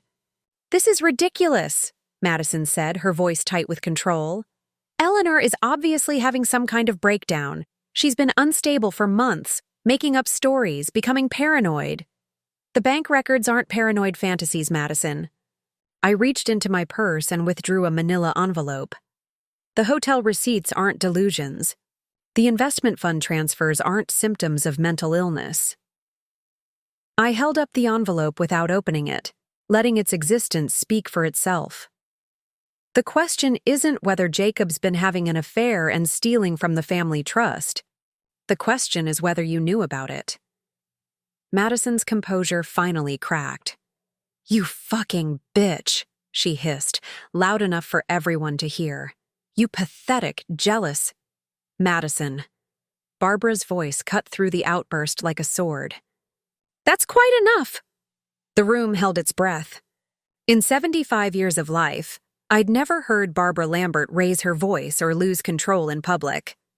Her authority came from absolute composure, from the confidence that came with always knowing exactly what to say and when to say it. She walked over to me with the measured pace of someone who'd spent decades making entrances at important moments. Her silver hair was perfectly styled, her blue dress immaculate, her jewelry understated but expensive. She looked like exactly what she was, the undisputed matriarch of a family that had just discovered it was built on lies. "Eleanor," she said quietly, "I believe you have something to show me." I handed her the envelope, my hands steadier than they'd been in months. Barbara opened it with the same careful attention she brought to everything, reviewing each document with the thoroughness of someone who'd spent years managing complex financial portfolios. The silence stretched until it became unbearable. Jacob, slumped in his chair like a deflated balloon. Madison stood frozen by the window, her hands clenched into fists at her sides. Grace moved closer to me, her presence both supportive and protective. Finally, Barbara looked up from the documents, her expression unreadable. "Jacob," she said simply, "you will return every dollar you've stolen from the family trust. You will end your relationship with Miss Castellano immediately. You will submit to a complete financial audit conducted by independent accountants. And you will apologize to Eleanor for allowing your wife to systematically attack her character while you were the one engaging in behavior worthy of condemnation." She turned to Madison with the kind of cold fury that was more devastating than any screaming match. "As for you, Madison, your campaign to undermine Eleanor ends tonight. Your suggestions about her mental state, your implications about her competence, your attempts to have her removed from family business, all of it stops now." Madison opened her mouth to protest, But Barbara held up one perfectly manicured hand. "I'm not finished." Her voice carried the weight of absolute authority. "For 4 years, you've been poisoning this family against one of its most loyal members. You've used Eleanor's grief and her devotion to Grace as weapons against her. You've questioned her sanity while your own husband was stealing from us and betraying your marriage." She stepped closer to Madison, her voice dropping but losing none of its power. "You will apologize to Eleanor. You will apologize to this family for the chaos you've created. And you will never again attempt to speak for Eleanor or make decisions about her place in this family." The silence that followed was absolute. Even the sounds from the main dining room seemed muted, as if the entire country club was holding its breath. Madison's face was a mask of barely controlled rage. But she was trapped. Any protest would only make her look worse. Any attempt to deflect blame would ring hollow in the face of documented evidence. She'd built her power on the ability to control narratives and manage perceptions, but reality had finally caught up with her carefully constructed fiction.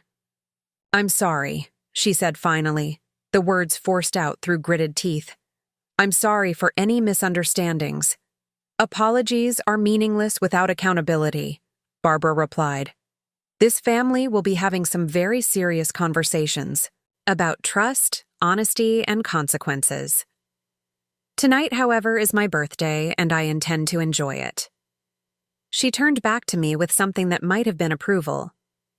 "Eleanor, would you escort me to dinner? I believe our table is ready."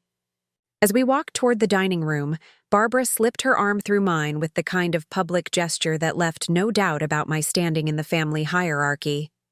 "Well done," she murmured quietly enough that only I could hear.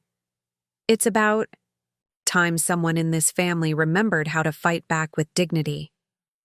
Behind us, I could hear Grace's footsteps following, and beyond that, the uncomfortable silence of a family finally forced to confront the truth about itself. For the first time in 4 years, I felt like I belonged at the Lambert family table. The aftermath of Barbara's birthday party rippled through the Lambert family like cracks in ice, spreading in patterns that revealed the true fault lines beneath years of carefully maintained surface harmony. Within 48 hours, I'd received 3 phone calls, 2 text messages, and 1 unexpected visitor, each contact revealing how dramatically the family's understanding of itself had shifted. The first call came from David, Jacob's younger brother, at 7 a.m. on Thursday morning. I was giving Scout his morning medication when the phone rang, David's name appearing on the screen with the jarring quality of the unexpected. "Eleanor? I hope I'm not calling too early." His voice carried the strained quality of someone who'd spent the night processing uncomfortable revelations. "I wanted to talk to you about what happened at Mom's party."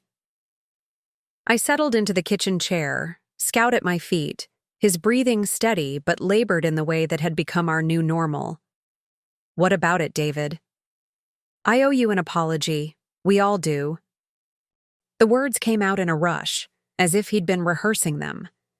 "I've been thinking about the past few years, about things Madison said, suggestions she made. I realize now that I accepted her version of things without questioning whether they were true." The admission was both validating and heartbreaking.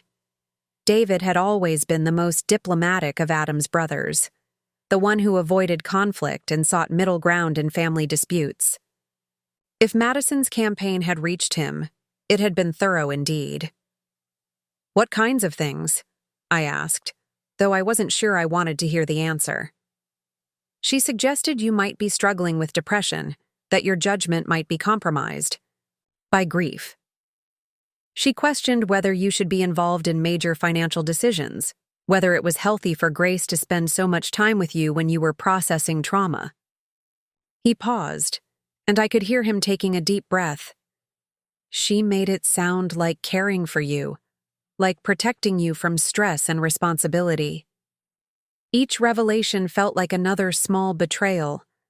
Madison had been so careful, so systematic, in her manipulation that even well-meaning family members had become unwitting participants in my marginalization. Did you believe her? I wanted to believe she was looking out for your best interests. It was easier than admitting that she might be lying or that Jacob might be. He trailed off, unable to finish the sentence. Stealing from the family and cheating on his wife? Yeah. His voice was small, defeated. I'm sorry, Eleanor. I should have paid closer attention. I should have trusted my own observations instead of accepting someone else's narrative. After David hung up, I sat in my kitchen trying to process the strange mix of vindication and sadness his call had provoked. Being proven right felt less satisfying than I'd expected. The family I'd fought to remain part of was revealing itself to be more fractured, more willing to believe the worst about me than I'd ever imagined. The second call came that evening from Grace, her voice tight with emotion I'd learned to recognize as barely controlled anger. I confronted Aunt Madison today, she said without preamble. I told her I knew what she'd been doing to you and that it wasn't going to continue. My heart clenched. Grace was 17, still technically a child, and I hated that she'd been forced into the position of defending me against adult manipulation. Grace, you didn't need to. Yes, I did. Her voice was fierce, with the kind of righteous indignation that only teenagers could fully embody. Someone needed to tell her that her behavior was unacceptable, and since all the adults in this family have been too polite or too stupid to do it, I decided it was my job. I could picture her standing in Madison's pristine living room, 17, years old and furious, taking on a woman who'd spent decades perfecting the art of psychological warfare. The image both terrified and inspired me. What did you say to her? I told her that I'd been watching her undermine you for years, that I knew she'd been lying about your mental state and your competence. I told her that her treatment of you was cruel and calculated, and that I was disgusted by how she'd used Dad's death to isolate you from the family. Grace's voice cracked slightly on the last words, and I realized she was crying. I told her that Dad would be ashamed of how she'd treated his wife, and that if she didn't stop her campaign against you, she'd lose me entirely. The fierce loyalty in her voice broke something open in my chest. For 4 years, I'd endured Madison's attacks partly to protect Grace from family conflict, to preserve her relationships with her extended family. Now Grace was choosing to risk those relationships to protect me. What did she say? She tried to gaslight me too. Grace's laugh was bitter, years older than her 17 years. She said I was too young to understand the complexities of adult relationships, that I was being manipulated by your victim narrative, that she'd only been trying to help you process your grief in healthy ways. The familiar pattern of Madison's manipulation, reframing every confrontation as evidence of the confronter's instability or naivety, would have been almost funny if it wasn't so insidious. But then I told her about Uncle Jacob's affair. I told her I knew about the hotel meetings and the money he'd been stealing, and that her perfect marriage was just as fake as her concern for your well-being. Grace's voice gained strength as she continued. That's when she lost it completely. What do you mean? She screamed at me, Ellie, really screamed. Called me an ungrateful little bitch. Said I was just like you, paranoid and vindictive, and incapable of understanding what real families look like. She said if I chose to side with you over the family, I'd regret it for the rest of my life. The viciousness of Madison's response to a teenager's confrontation revealed the depths of her desperation. She was losing control of the narrative she'd spent years constructing, and her reaction to that loss was showing everyone exactly who she really was beneath the polished exterior. Grace, I'm so sorry you had to deal with that alone. I wasn't alone. Mom Lambert was there. Grace's voice carried a note of satisfaction. She walked in during the middle of Madison's meltdown, heard everything, the look on her face. Grace paused, searching for words. I've never seen Mom Lambert look at anyone the way she looked at Madison, like she was seeing her clearly for the first time. The third significant contact came Friday afternoon in the form of an unexpected visitor. I was working in my garden, pulling weeds from the flower beds Adam and I had planted during our first spring in the house, when Madison's BMW pulled into my driveway. Scout, who'd been sleeping in the shade of the oak tree, lifted his head and gave a low, warning growl. Even in his diminished state, he could sense threat. Madison emerged from the car looking perfectly composed, hairstyled, makeup flawless, dressed in designer jeans and a silk blouse that probably cost more than most people spent on groceries in a month. But there was something brittle in her posture, something desperate in the way her eyes scanned my property as if she was looking for weaknesses. "Eleanor?" She approached with the careful casualness of someone trying to appear relaxed while preparing for battle. "I hope you don't mind me stopping by. I thought we should talk." I remained kneeling in the flower bed, my hands in the soil, refusing to be intimidated by her presence in my own space. About what? About this unfortunate misunderstanding that's developed between us. Her smile was razor sharp, all performance, and no warmth. "I think there's been a failure of communication that's led to some very hurtful accusations. The sheer audacity of framing 4 years of systematic psychological abuse as a misunderstanding left me momentarily speechless." This was Madison's final gambit, an attempt to rewrite history one more time, to convince me that my own experiences weren't real. "There's no misunderstanding, Madison. There's just truth and consequences." Her composure cracked slightly, a flash of genuine anger breaking through the practiced calm. "You think you're so clever, don't you? Playing the victim, gathering your little evidence files, turning my own family against me." I stood up slowly, brushing soil from my hands, Scout rising to stand beside me despite his labored breathing. The symbolism wasn't lost on me. After years of being forced to my knees by her manipulation, I was finally meeting her eye to eye. "I didn't turn anyone against you, Madison. I just stopped protecting you from the consequences of your own choices." "My choices?" Her voice rose, the mask of civility finally slipping completely. "You're the one who's been stirring up trouble, making wild accusations, trying to destroy my marriage." "Your marriage was already destroyed. Jacob destroyed it when he started stealing from the family and sleeping with another woman. I just documented the evidence." She stepped closer, close enough that I could see the fine lines around her eyes that makeup couldn't quite hide, the tension in her jaw that spoke of sleepless nights and growing desperation.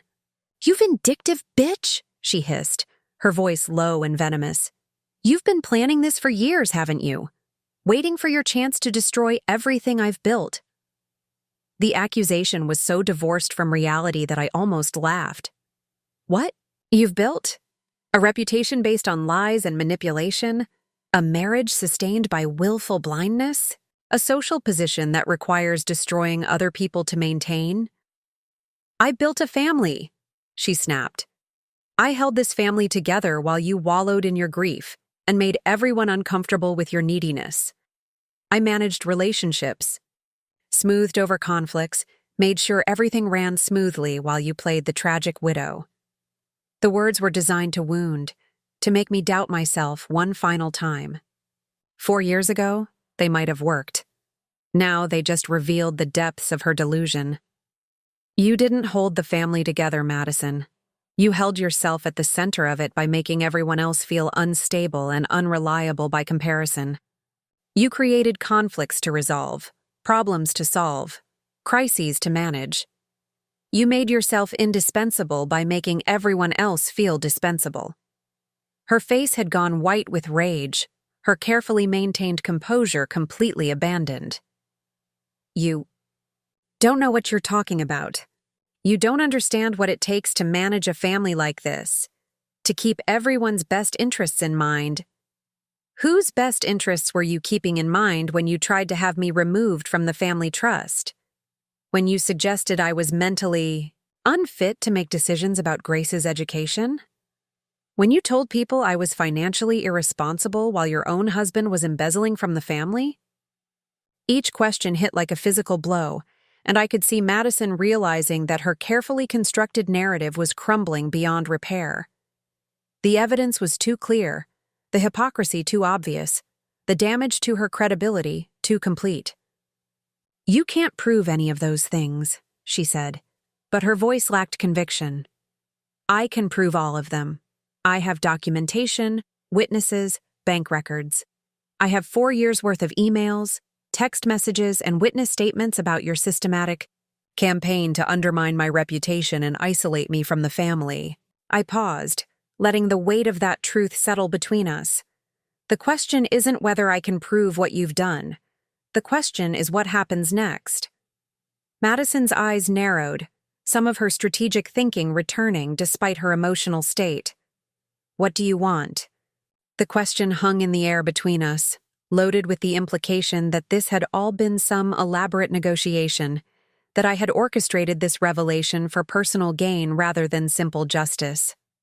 "I want you to stop," I said simply. "I want you to acknowledge what you've done, apologize sincerely, and commit to never engaging in this kind of behavior again." "And if I don't?" "Then I go public with everything. I share the evidence with the charity boards you serve on, the social organizations where you hold leadership positions, the community groups where your reputation matters. I let everyone see exactly who you really are beneath the perfect exterior." It wasn't a threat born of vengeance, though I knew Madison would interpret it that way.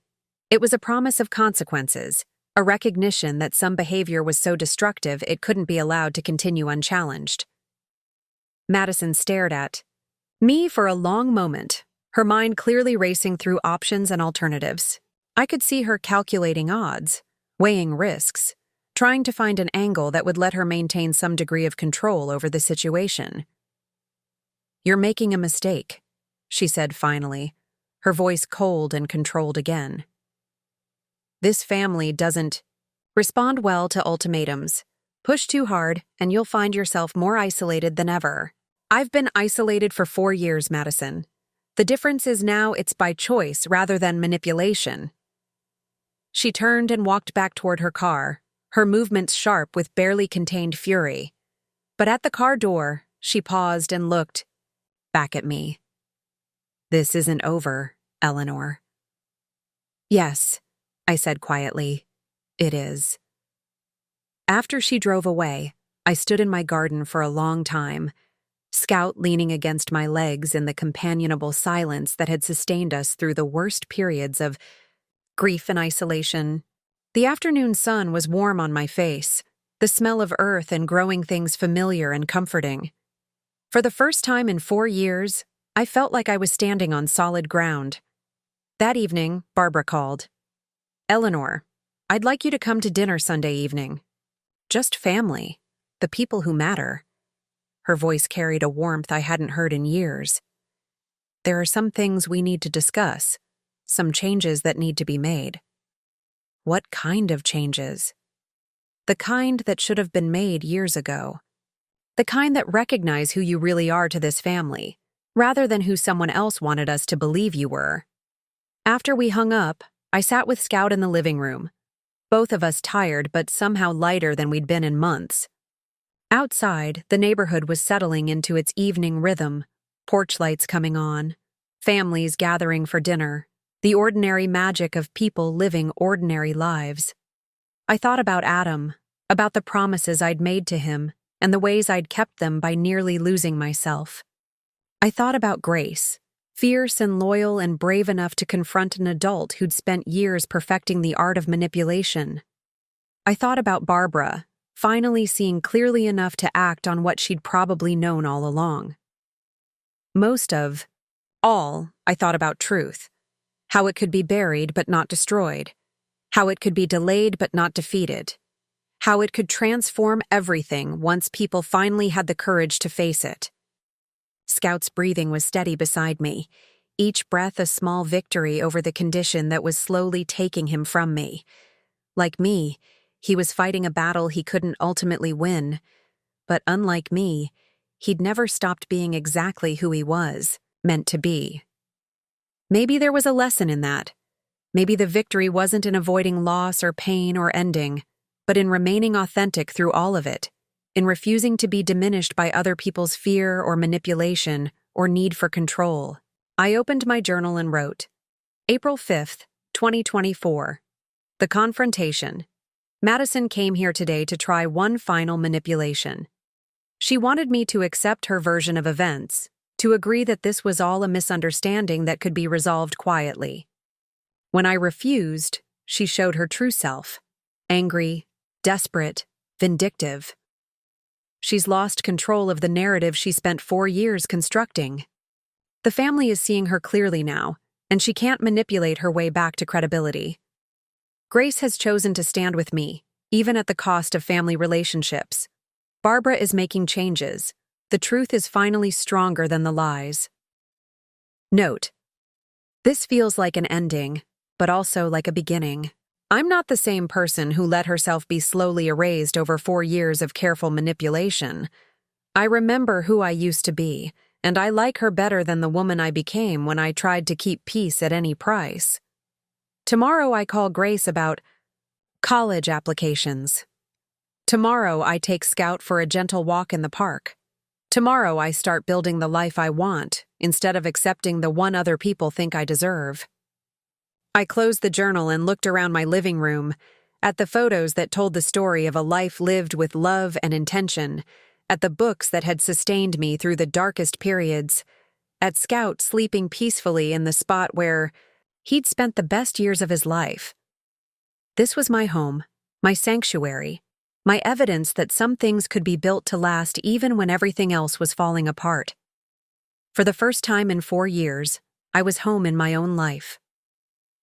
The Lambert and Associates boardroom had hosted countless family meetings over the decades, discussions about investment strategies, charitable giving, business expansions, and the occasional crisis that required unified family response. The mahogany table that dominated the room had witnessed 3 generations of decisions, from Adam's grandfather's founding of the company, through his father's expansion into Connecticut's suburban development boom, to the current generation's diversification into sustainable energy investments. I'd sat at this table dozens of times over the years, first as Adam's wife, contributing insights from my interior design business, later as his widow, maintaining my stake in the family's financial future. Today felt different from the moment. I walked into the wood-paneled room with its portraits of Lambert patriarchs and its wall of awards from various business and charitable organizations. Barbara had called the meeting for Monday morning at 10, describing it simply as a necessary discussion about family business and governance. The formal language had been deliberate. This wasn't a casual family gathering, but an official shareholder meeting, complete with legal counsel and documented proceedings. I arrived 15 minutes early, carrying a leather portfolio that contained copies of every document Olivia's investigator had assembled over the past month. The evidence was comprehensive. Hotel receipts spanning 8 months, bank transfers totaling over $200,000 in unauthorized family fund withdrawals, credit card statements showing payments to Lauren Castellanos' consulting company, and a timeline that made Jacob's pattern of deception impossible to deny. Grace was already there, sitting beside Barbara at the head of the table. At 17, she looked both younger and older than her years, younger because of the nervous energy that had her fidgeting with her car keys, older because of the steel in her spine that spoke of someone who'd chosen her side and intended to hold it. She'd dressed carefully for the occasion in a navy blazer and gray slacks that made her look like the serious young woman she was becoming. "Good morning, Eleanor," Barbara said, her voice carrying the formal courtesy she used for important occasions. She was wearing her pearls, the ones that had been her mother's, that she wore for board meetings and funeral services, and moments when her authority needed to be unquestionable. "Thank you for being here." David arrived next, looking like he hadn't slept well in several days. His usually perfect hair was slightly disheveled, his tie knotted hastily, his expression carrying the weight of someone still processing unpleasant revelations about his family. He nodded to me with what might have been apology or solidarity. It was hard to tell. Jacob entered at exactly 10 o'clock. His expression set in the kind of careful neutrality that suggested extensive coaching from legal counsel. He'd always been handsome in a soft, privileged way, but stress had sharpened his features, making him look both older and less substantial. He took his usual seat without making eye contact with anyone, his hands folded on the table like a schoolboy, waiting for punishment. Madison was the last to arrive, walking into the room as if she owned it. Her confidence was remarkable under the circumstances. Head high, shoulders back, dressed in a crisp white blazer that suggested both authority and innocence. If I hadn't known what I knew, hadn't experienced what I'd experienced, I might have been impressed by her composure. She chose the seat directly across from me, a positioning that felt both accidental and entirely deliberate. When our eyes met across the mahogany table, her smile was sharp enough to cut glass. "Well," she said brightly, "this feels ominous. I hope we're not here because someone's been spreading more wild stories about family members." The comment was perfectly pitched, just concerned enough to seem reasonable, just dismissive enough to suggest that any stories were by definition unreliable. Even facing irrefutable evidence, Madison was attempting to control the narrative through the sheer force of her conviction. Barbara placed a manila folder on the table in front of her, her movements precise and deliberate. "We're here because this family has some serious business to conduct. Eleanor, would you please present your findings?" The formal request felt both validating and terrifying.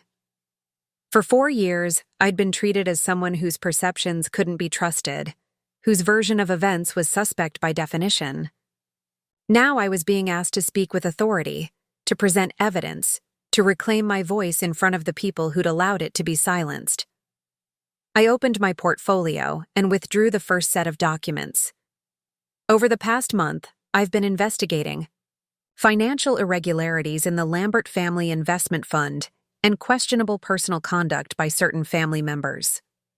What I've discovered is a pattern of theft, deception, and systematic manipulation that has been ongoing for several years. Madison's laugh was bright and dismissive. "This is ridiculous, Eleanor. You're not a forensic accountant or a private investigator. You're a grieving widow who's been encouraged to see conspiracies where none exist." The familiar pattern of dismissal, questioning my competence, attributing my concerns to emotional instability, suggesting I was being manipulated by outside forces.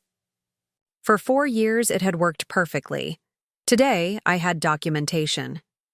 "You're right that I'm not a forensic accountant," I said calmly. "That's why I hired one." I slid the first set of bank statements across the table to Barbara. "These show unauthorized transfers from the Lambert family investment fund to Jacob's personal accounts, totaling $247,000 over the past 2 years. The transfers were made in amounts just below the threshold that would trigger automatic audits, suggesting deliberate intent to avoid detection." Jacob's face had gone pale, but he remained silent.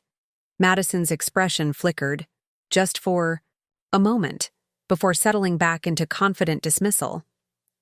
"That's impossible," she said. "Jacob doesn't have unauthorized access to family funds." "Actually, he does." I withdrew another document. When I temporarily stepped back from active board participation following Adam's death, Jacob was granted expanded financial authority. That authority was supposed to be temporary and was never formally revoked. Barbara studied the bank statements with the focused attention she brought to all financial matters. Her expression remained neutral, but I could see the tension in her shoulders, the slight tightening around her eyes that suggested controlled anger. "These transfers," she said quietly. "What were they used for?" I slid the hotel receipts across the table. "Among other things, to fund regular meetings at the Delamar Hotel in West Hartford, room 412, second and fourth Tuesdays, for the past 8 months." The silence that followed was deafening. David stared at the receipts as if they were written in a foreign language. Grace's hand found mine under the table, her grip tight with solidarity and support. Madison's composure finally showed cracks. This is a violation of privacy. You can't just spy on family members because you're having paranoid fantasies. The receipts are from hotel security cameras and public credit card records, I interrupted. There's nothing private about conducting an affair in a hotel lobby. Jacob spoke for the first time, his voice barely above a whisper. Eleanor, please. This doesn't have to become public. We can work something out privately. Privately? The word came out sharper than I'd intended. Like the way you and Madison privately decided I was mentally unstable? Like the way you privately discussed having me removed from the family trust? Like the way you privately stole family money to fund your affair while your wife publicly destroyed my reputation? I turned to address the room at large, 4 years of suppressed anger finally finding its voice. Nothing about this has been private. Madison has spent years making my competence, my mental health, my place in this family a matter of public discussion. She's questioned my judgment to charity boards, suggested my financial responsibility to social groups, implied my instability to family members. She's made my life an open book while keeping her own marriage a carefully guarded secret. Barbara set down the bank statements with deliberate precision. Jacob, is this information accurate? It's complicated. Yes or no, Jacob? Have you been having an affair and using family money to fund it? The question hung in the air with the weight of absolute authority. This was the woman who'd built a family dynasty through 3 decades of community leadership, who'd navigated business crises and personal tragedies with unwavering integrity. When Barbara Lambert asked a direct question, evasion wasn't an option. Yes, Jacob said finally, the word barely audible. Madison's intake of breath was sharp, but whether from genuine shock or performed surprise was impossible to tell. Her hands trembled slightly as she reached for her water glass, the first crack in her armor of perfect composure. Jacob. Barbara's voice carried disappointment so profound it was almost physical. You will return every dollar to the family fund immediately. You will end your relationship with this woman today. You will submit to quarterly financial audits for the next 5 years. And you will explain to me how you justified stealing from your own family while allowing your wife to systematically attack Eleanor's character. It wasn't like that, Madison said quickly, her voice higher than usual. I was never attacking Eleanor. I was concerned about her well-being, her ability to handle stress. Stop. Barbara's single word cut through Madison's explanation like a blade. Just stop talking. She turned to me with an expression I couldn't read. Eleanor, what do you want from this family going forward? The question was both simple and enormous. What did I want? For 4 years, I'd wanted belonging, acceptance, the restoration of my place in the family structure. I'd wanted them to see me clearly, to value my contributions, to stop treating me like a problem to be managed. Now, sitting at this table, with documented evidence of betrayal and manipulation spread before us, I realized my wants had evolved. I want accountability, I said finally. I want acknowledgement of what's been done and commitment that it won't happen again. I want my place in this family restored not as a charity case or a burden to be managed, but as an equal member with equal voice.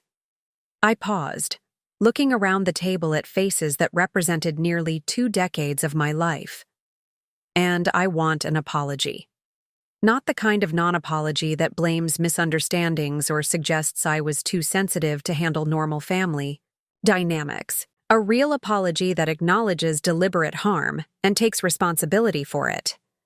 Madison's laugh was sharp and bitter. You want to humiliate us.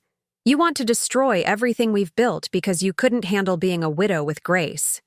The attack was so familiar, so perfectly crafted to wound. that for a moment I felt myself reverting to old patterns of self-doubt. Then Grace's hand squeezed mine under the table, anchoring me to the present moment and the truth I'd fought so hard to reveal. I handled being a widow just fine, Madison. What I couldn't handle was being gaslit, manipulated, and systematically erased by someone who was living a lie while judging my honesty. Barbara stood up, her movement commanding immediate attention from everyone in the room. This meeting is adjourned.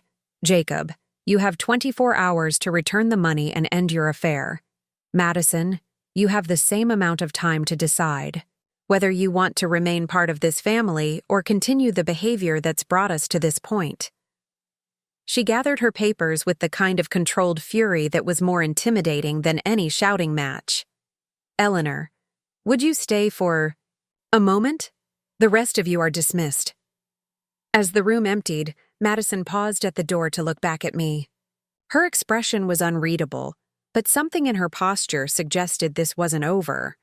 Some battles end with clear victory, but others just transform into different kinds of warfare. After everyone else left, Barbara and I sat in the quiet boardroom, surrounded by portraits of Lambert men who'd built their legacy on principles of integrity and community service. The irony wasn't lost on me. Their descendants had nearly destroyed that legacy through greed and manipulation. I owe you an apology, Barbara said quietly. I knew something was wrong, but I chose family harmony over truth. I let you suffer, alone rather than confront difficult realities about people I love. The admission was both healing and heartbreaking. Barbara Lambert didn't apologize easily or often, and her willingness to acknowledge her role in my isolation meant more than any financial restoration could. You couldn't have known the extent of it, I said. I could have asked. I could have listened more carefully, trusted my own observations instead of accepting someone else's narrative. She met my eyes directly. I'm sorry, Eleanor. You deserved better from all of us. Outside the boardroom windows, Connecticut spring was in full bloom. Dogwood trees heavy with white blossoms, forsythia bushes bright with yellow flowers, the landscape renewed after a long winter. It felt like an appropriate metaphor for whatever came next. The truth was finally out, documented and acknowledged. Now we had to figure out how to build something real from the wreckage of what had been fake all along. The first casualty of truth was Madison's carefully constructed social network. Within a week of the boardroom meeting, her resignation from the Greenwich Hospital Foundation Board appeared in the local newspaper's community section, a brief announcement citing personal commitments that required her to step back from volunteer obligations. The polite language couldn't disguise what everyone in Fairfield County's charity circuit understood. Madison Carter had been quietly asked to leave. I learned about the resignation from Jennifer Walsh, who called Tuesday morning with the kind of barely contained gossip excitement that made uncomfortable news feel momentarily entertaining. I thought you should know, Jennifer said, her voice carrying the satisfaction of someone who'd always suspected Madison's perfect facade was too good to be true. The board met yesterday in emergency session. Apparently, someone shared some very interesting information about the Carter family's financial practices and personal conduct. I didn't ask who had shared the information, though I suspected Barbara's influence extended far beyond the Lambert family's business interests. When you'd spent decades building relationships with every important institution in the county, a few strategic phone calls could accomplish what years of direct confrontation never could. How did Madison take it? I asked, though I wasn't sure I wanted to know the answer. She didn't take it at all. Her assistant called to read a prepared statement, something about focusing on family during a challenging transition period. Very professional, very distant, very un-Madison-like. The image of Madison hiding behind staff statements and prepared remarks felt both satisfying and sad. For 4 years, she'd used her social connections as weapons against me, leveraging her reputation to undermine mine. Now those same connections were quietly severing themselves from her damaged credibility. But victory felt more complicated than I'd expected. Madison's fall from grace was swift and thorough.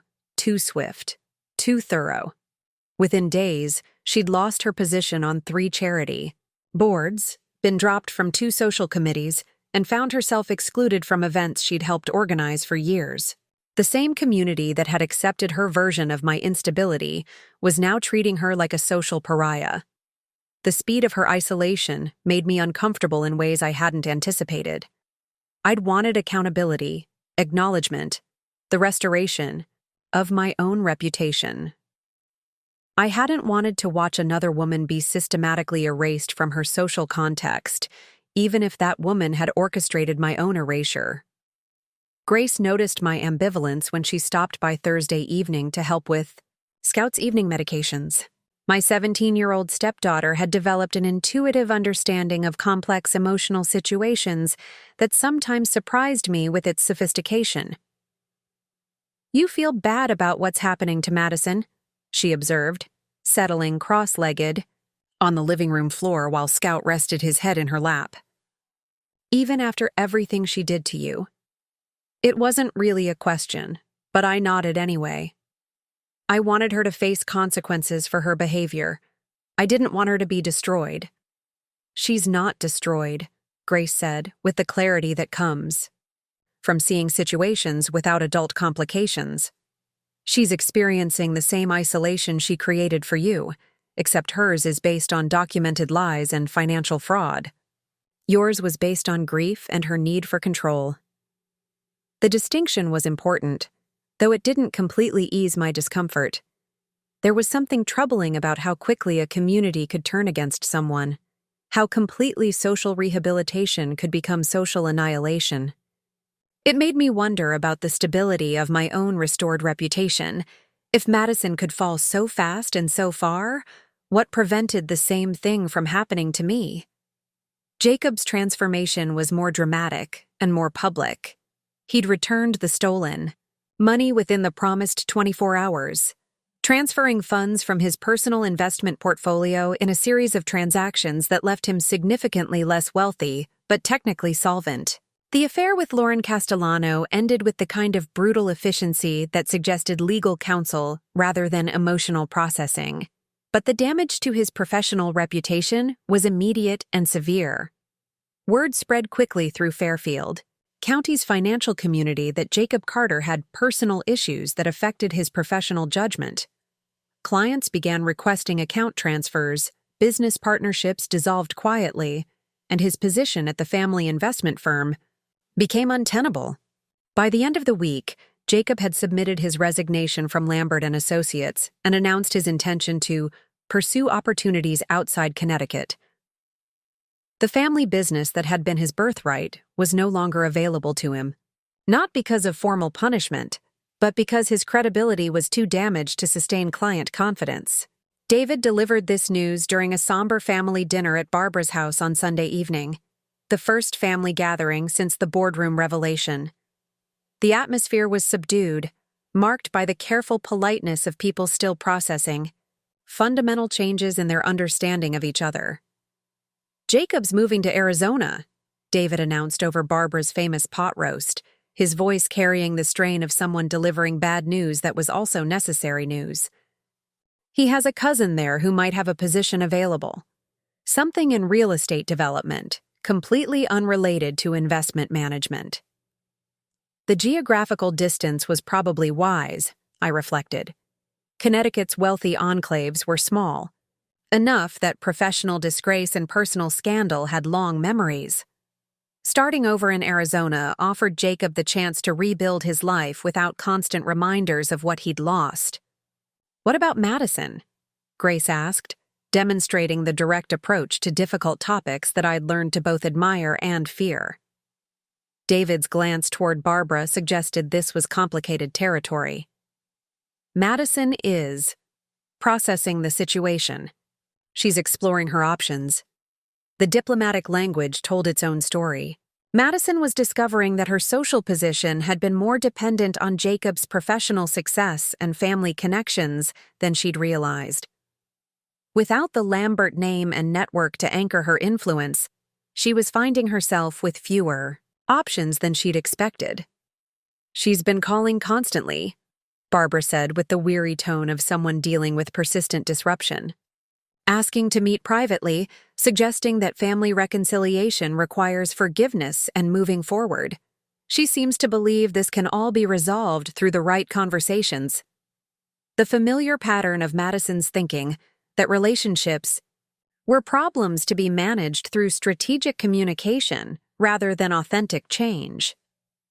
Even facing the complete collapse of her social position, she was approaching the situation as a public relations challenge rather than a moral reckoning. "Are you going to meet with her?" I asked. Barbara's smile was sharp enough to cut crystal. "I've already met with her. Yesterday afternoon, in my study. It was illuminating." She didn't elaborate, but something in her expression suggested the meeting hadn't gone well for Madison.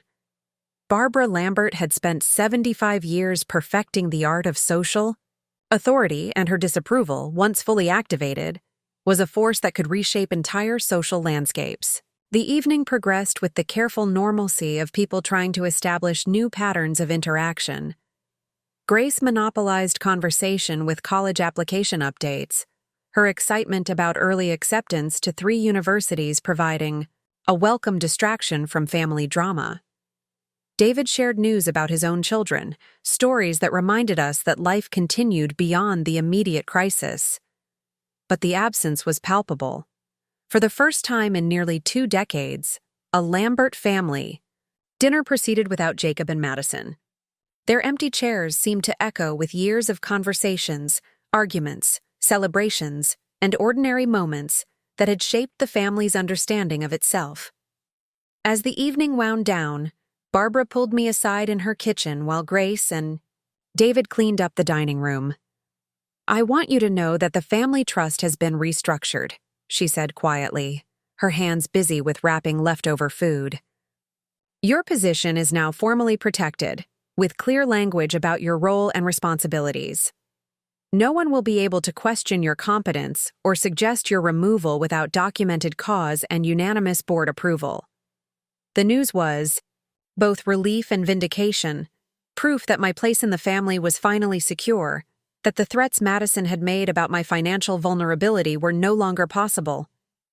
"Thank you," I said, though the words felt inadequate for the significance of what she was offering. "Don't thank me for doing what should have been done years ago." Barbara's voice carried regret that went deeper than the immediate situation. "I allowed family harmony to matter more than individual protection. I won't make that mistake again."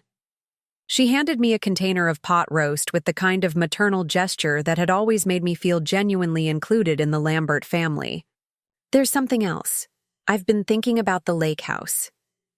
The lake house, the cottage on Lake George that Adam and I had dreamed of buying, that Madison and Jacob had purchased instead during my period of supposed instability. The casual theft of that dream had been one of the smaller cruelties, but it had lodged in my memory like a splinter. "What about it?" "Jacob needs to liquidate assets quickly to fund his relocation and pay his legal fees. He's putting the cottage on the market." Barbara's smile carried satisfaction mixed with justice. "I thought you might be interested in making an offer." The possibility hit me with unexpected force. The cottage represented so many things: the life Adam and I had planned, the dream that had been stolen through manipulation, the future I'd given up when I accepted my diminished place in the family structure. "I don't know if I can afford—" "You can afford it," Barbara interrupted gently. "Your trust distributions have been accumulating interest for 4 years because you've been too focused on family harmony to claim what was rightfully yours. And Jacob will be motivated to accept a reasonable offer quickly." Driving home that evening, I thought about second chances and the strange justice of timing. Scout dozed in the passenger seat, his breathing steady but labored, a reminder that some losses were inevitable while others could be recovered. The cottage at Lake George wouldn't bring Adam back, but it might restore a piece of the future we'd imagined together. My phone buzzed with a text message as I pulled into my driveway. The sender was unknown, but the message was brief and unmistakably Madison's style.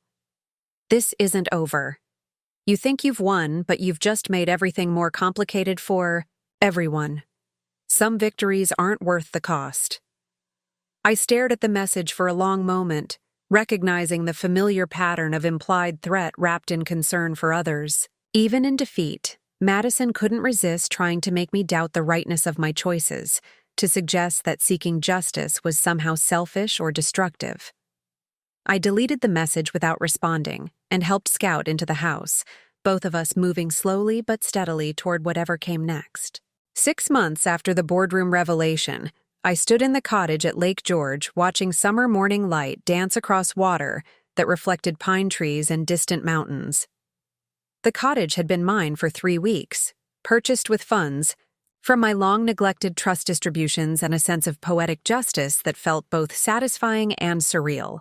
Jacob had accepted my offer within 48 hours of receiving it. $20,000 below asking price, cash sale, closing within 30 days. His eagerness to liquidate assets had worked in my favor, though I suspected Barbara's influence had encouraged his cooperation as much as financial necessity. The cottage was exactly as Adam and I had imagined it during those long-ago conversations about retirement dreams and weekend escapes. 2 bedrooms, stone fireplace, screened porch, overlooking the lake, pine floors that creaked with the comfortable sounds of a well-loved structure. Madison and Jacob had made minimal changes during their brief ownership. Some updated appliances, fresh paint in colors I wouldn't have chosen, but nothing that couldn't be easily modified. Scout lay on the porch in a patch of morning sunshine, his breathing easier in the cool mountain air. His condition had stabilized over the summer months, the medication regimen providing him with what the veterinarian cautiously described as quality time. We both understood that borrowed time was still time, that the gift was in the present moment rather than future expectations. Grace emerged from the kitchen carrying 2 mugs of coffee and a plate of the blueberry muffins she'd learned to make during her summer job at a local bakery. At 18 now, officially graduated and preparing for college in the fall, she moved with the confident grace of someone who'd found her footing in the world. "I love it here," she said, settling into the Adirondack chair beside mine. "It feels like the place Dad would have wanted us to have." The observation was both accurate and healing.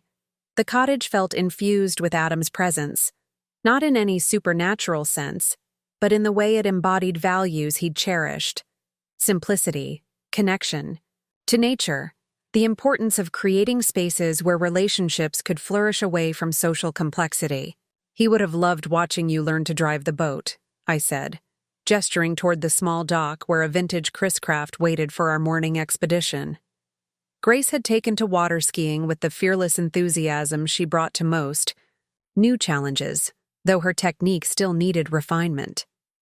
"He would have been terrified watching me learn to drive the boat," she corrected with a laugh. "Remember how nervous he got when I started driving the car? He made me practice parallel parking for 3 months before he'd let me take the road test."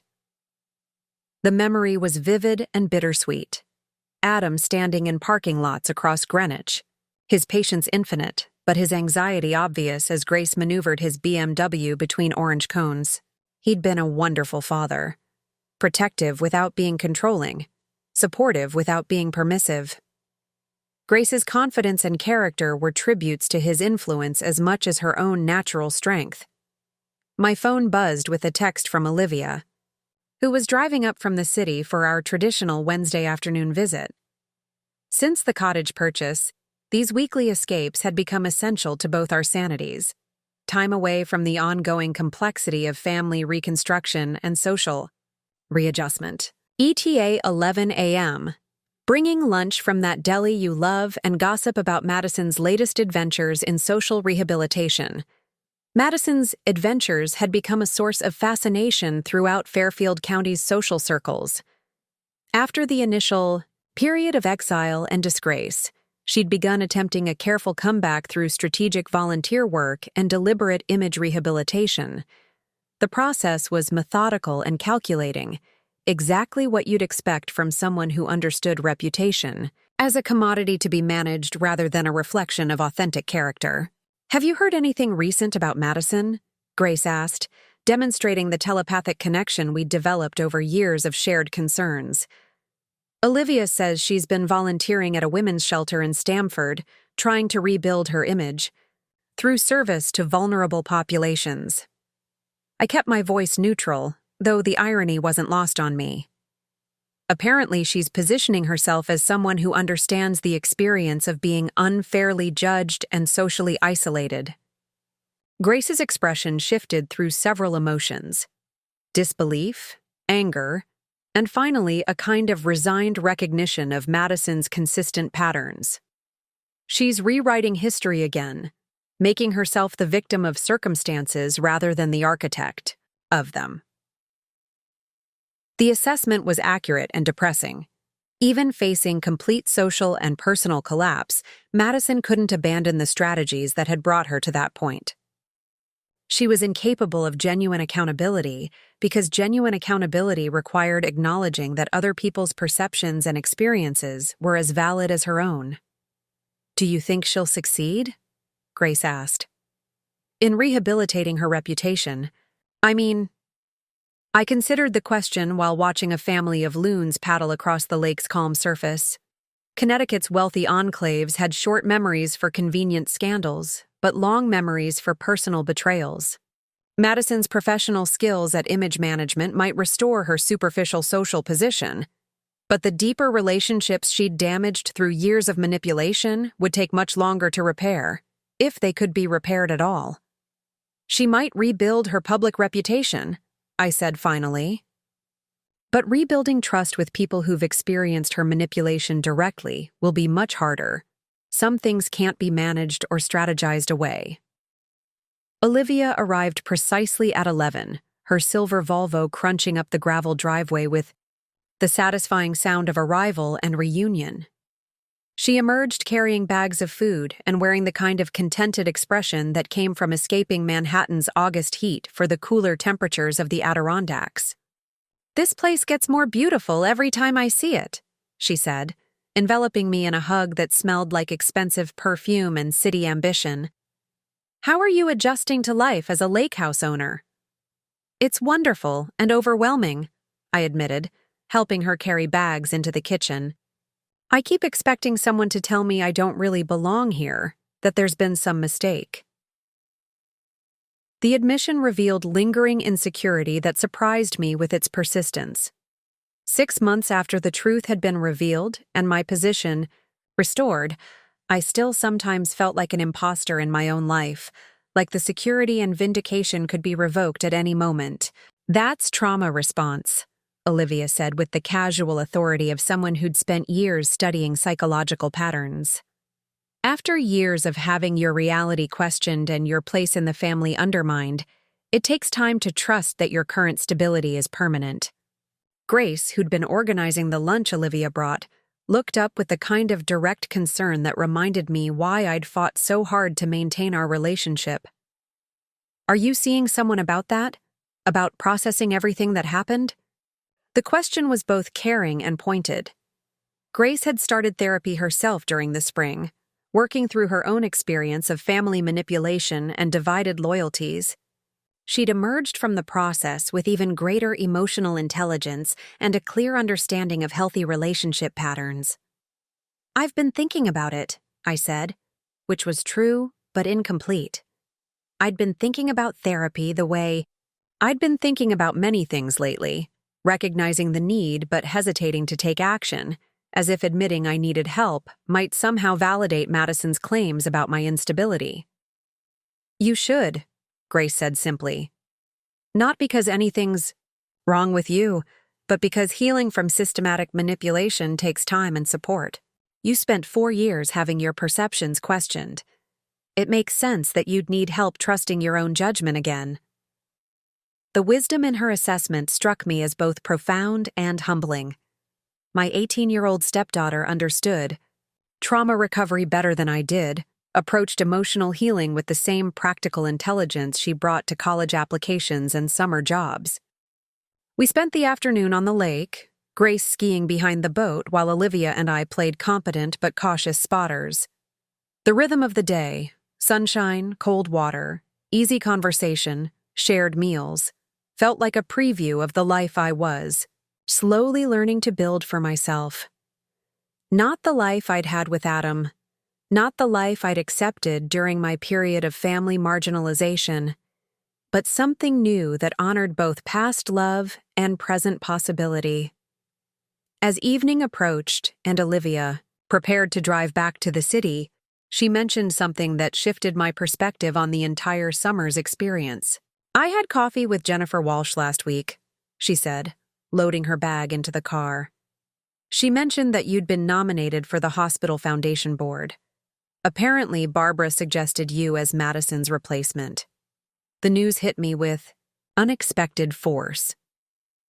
The hospital foundation board was exactly the kind of position Madison had worked years to achieve, the kind of community leadership role that conferred real influence and social status. Being offered her position felt both vindicating and slightly uncomfortable, like winning a prize I wasn't sure I wanted. "Are you going to accept?" Grace asked, demonstrating her talent for cutting to the heart of complex situations. "I don't know," I admitted. "Part of me wants the validation, the proof that my reputation has been fully restored. But part of me wonders if I want to step into the same social structures that enabled 4 years of manipulation and isolation." Olivia's smile was knowing and slightly mischievous. "Or you could accept the position and use it to make sure the same thing doesn't happen to other people. Sometimes the best revenge is competent leadership." After she left, Grace and I sat on the porch watching sunset paint the lake in shades of gold and pink. Scout dozed between our chairs, his breathing steady and peaceful in the evening quiet. The cottage felt fully mine now, not just legally but emotionally, a space where I could think clearly about who I wanted to become rather than who I'd been. "Grace," I said quietly, "what do you think your father would want me to do? About the board position? About building a new life? About all of it?" She was quiet for so long I thought she might not answer. When she finally spoke, her voice carried the kind of certainty that comes from deep consideration rather than quick response. "I think Dad would want you to stop asking what he would want and start asking what you want. He loved you because of who you were, not because of how well you could anticipate his preferences." She turned to look at me directly.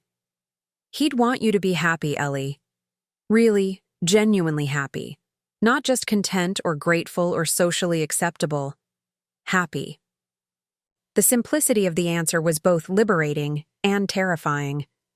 After years of defining myself through other people's needs and expectations, first Adam's, then the family's, then the pressure to prove my stability and competence, the idea of prioritizing my own happiness felt almost revolutionary.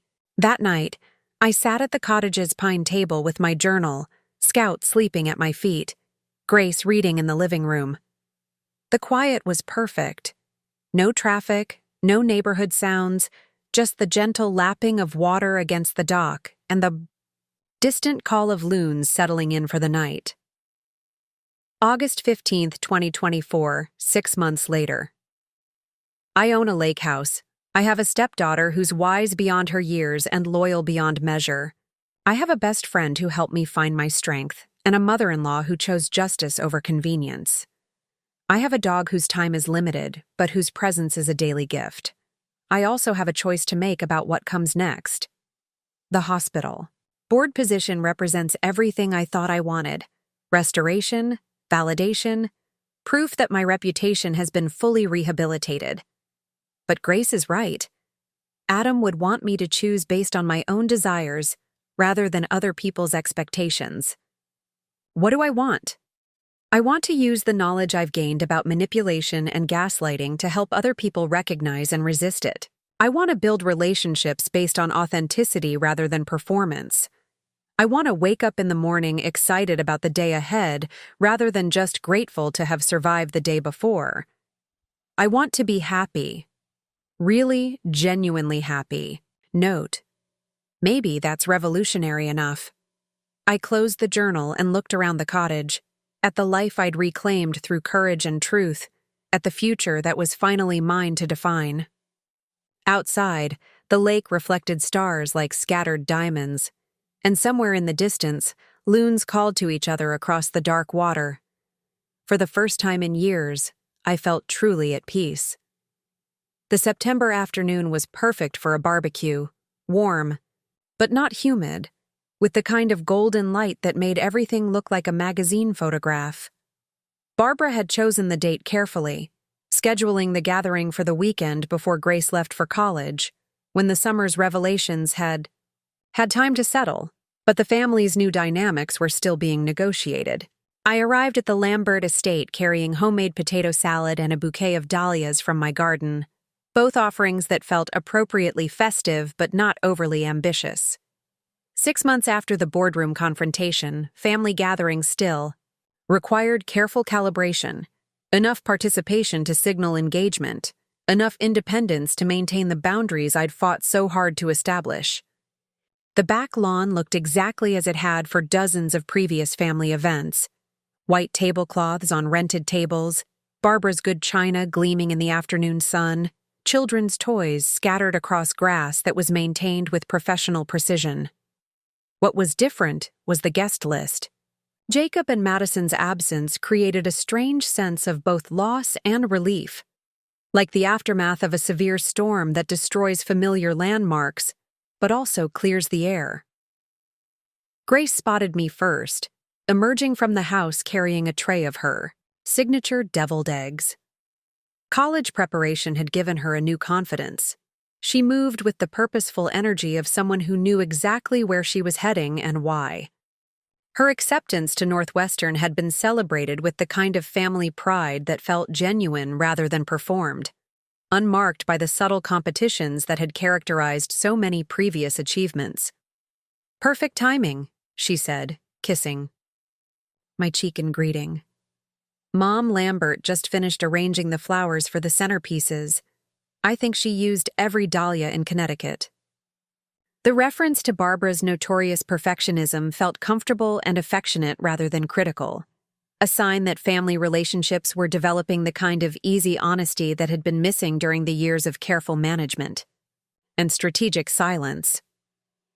David approached carrying a platter of grilled corn, his demeanor significantly more relaxed than it had been during the spring's difficult revelations. The removal of Jacob and Madison from family dynamics had allowed him to step into a more central role, and he seemed to be thriving with the increased responsibility and reduced interpersonal tension. "Eleanor, I'm glad you're here," he said, his smile carrying genuine warmth. "I wanted to thank you again for how you handled everything this spring. It couldn't have been easy, but it needed to happen." The acknowledgement was both healing and slightly uncomfortable. I appreciated the recognition that confronting family dysfunction had required courage, but I still struggled with being positioned as the hero of a story that felt more like survival than triumph. "I did what needed to be done," I said simply. "We all did."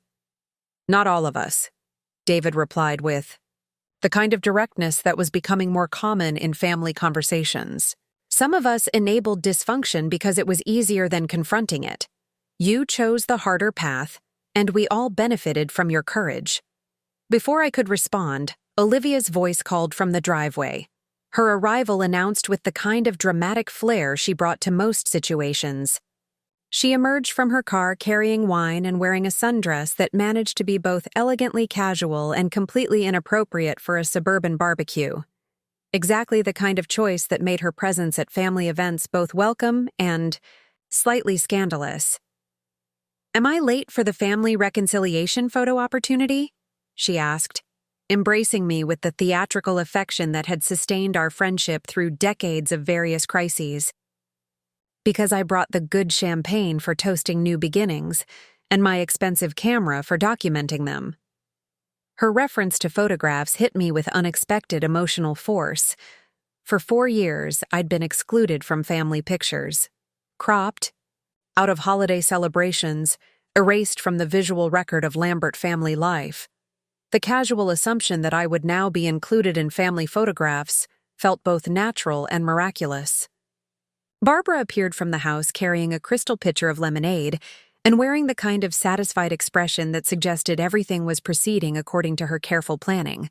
At 75, she moved with the same authority that had shaped family dynamics for decades, but there was something softer in her demeanor now, as if the spring's revelations had allowed her to express genuine affection rather than just strategic management. "Eleanor, dear, would you help me arrange the seating?" she asked, gesturing toward the tables with the kind of request that was both practical and symbolic. For years, seating arrangements had been Madison's domain, carefully orchestrated to reflect family hierarchies and social relationships. Being asked to participate in this planning felt like a restoration of status I hadn't realized I'd lost. As we arranged place cards and adjusted centerpieces, Barbara mentioned something that shifted my understanding of the entire afternoon's significance. "I've been thinking about family photographs," she said casually, though nothing Barbara Lambert said was ever truly casual. "It's been too long since we had professional pictures taken. I thought we might hire someone to capture today's gathering." The announcement felt both spontaneous and carefully planned. Like most of Barbara's important decisions, it had probably been considered for weeks before being presented as a momentary inspiration. "I'd like that," I said, surprised by how much the idea meant to me. "It feels like the right time to document who we are now rather than who we used to be." The afternoon progressed with the comfortable rhythm of successful family gatherings, children playing games on the lawn, adults clustering around food and conversation, the easy mixing of generations that had always been the Lambert family's strength. Grace moved between groups with the social confidence she'd inherited from her father, equally comfortable discussing college plans with cousins and political developments with family friends. The photographer arrived at 4 o'clock, a pleasant woman in her 50s who specialized in family portraits and had the kind of calm authority that suggested extensive experience with complex family dynamics. She spent several minutes observing the gathering before making suggestions about locations and groupings, her approach professional but unobtrusive. "I'd like to start with some candid shots," she said, adjusting her camera settings while family members continued their conversations. "Then we'll do some formal arrangements, and finally a large group portrait by the garden." The process felt natural and unhurried, unlike the rushed holiday photographs that had become sources of anxiety during Madison's tenure as family social director. Children laughed and adults relaxed, the afternoon light creating the kind of golden warmth that made everyone look their best. When the photographer called for the formal group portrait, I found myself hesitating at the edge of the gathering.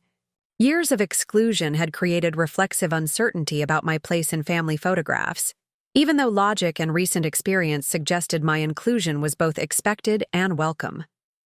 Barbara noticed my hesitation and crossed the lawn with purposeful strides. "Eleanor," she said firmly, taking my arm and guiding me toward the center of the group. "You belong here, right here, in the middle of this family where you've always belonged." The positioning was deliberate and symbolic, not tucked away at the edges where I could be easily cropped out, but prominently placed among the people who mattered most. Grace stood beside me, her hand resting comfortably on my shoulder. Scout, despite his age and health challenges, had been positioned at my feet, his golden coat gleaming in the afternoon light. As the photographer counted down to the final shot, I looked around at the faces surrounding me. Barbara's satisfied smile, Grace's excited grin, David's relaxed contentment, Olivia's theatrical pose. This was my family, not perfect but authentic, not without conflict but committed to honesty over convenience. The camera clicked, capturing a moment that felt both an ending and a beginning. After the photographer left and the cleanup began, Grace pulled me aside near the garden where the formal portraits had been taken. "I have something to tell you," she said, her voice carrying the kind of excitement that suggested good news rather than crisis. "I've been thinking about what I want to study at Northwestern, and I've decided on psychology, with a focus on family systems therapy. The announcement was both surprising and completely logical. Grace had spent her teenage years observing family dysfunction and recovery, had experienced firsthand the impact of manipulation and the power of truth. Her choice to study psychology felt like a natural extension of the wisdom she'd already demonstrated. "I want to help other families navigate what we went through," she continued. "I want to help people recognize manipulation and gaslighting, and I want to help families heal from systematic dysfunction." The sense of purpose in her voice reminded me of her father at the same age.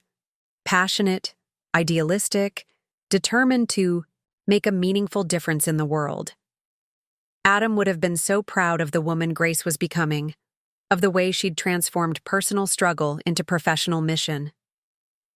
"Your father would be incredibly proud," I said, my voice thick with emotion. "I'm incredibly proud. I learned how to fight for truth by watching you," she replied simply. "You showed me that sometimes the most loving thing you can do is refuse to enable dysfunction, even when it's hard, even when it costs you relationships." As the afternoon wound down and guests began to leave, I found myself alone with Scout on the back lawn, both of us tired but content. The day had felt like a celebration, not just of family, but of survival, resilience, and the possibility of authentic relationships even after years of manipulation and control. My phone buzzed with a text from the photographer. "Beautiful family. I'll have the edited photos ready within the week." The group portrait turned out particularly lovely. You can see the genuine affection in everyone's faces. I smiled, thinking about how different this family photograph would be from all the previous ones. No one had been cropped out or positioned to minimize their presence. No one had been excluded or made to feel peripheral. The image would capture who we actually were, rather than who someone else thought we should be. As I helped Scout into the car for the drive home, Barbara approached with a small wrapped package. "A little something for your new office," she said, referring to the interior design studio I'd opened in downtown Greenwich. Business had been growing steadily as word spread about my work, but more importantly, the studio felt like an authentic expression of my professional identity rather than a consolation prize for being excluded from family business. Inside the package was a silver picture frame, elegant but not ostentatious, perfectly sized for a desk or bookshelf. The card attached read, "For the family photograph that tells the real story. With love and respect, Barbara." That evening, I sat in my living room with Scout sleeping at my feet, looking through the preliminary photos the photographer had shared via email. There we all were, not perfect, not without complexity, but genuine, real, honest. In the group portrait.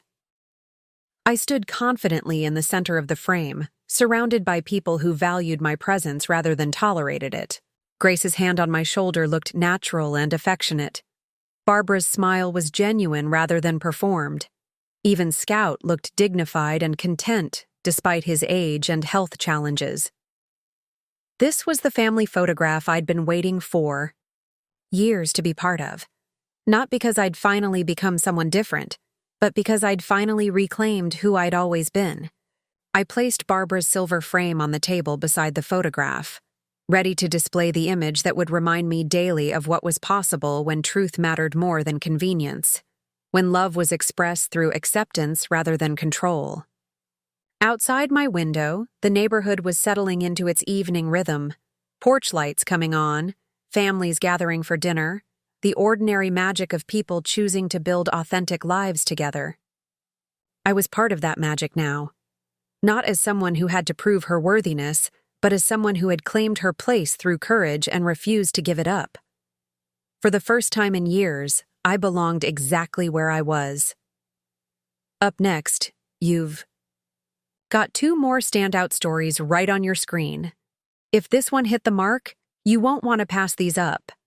Just click and check them out. And don't forget to subscribe and turn on the notification bell so you don't miss any upload from us.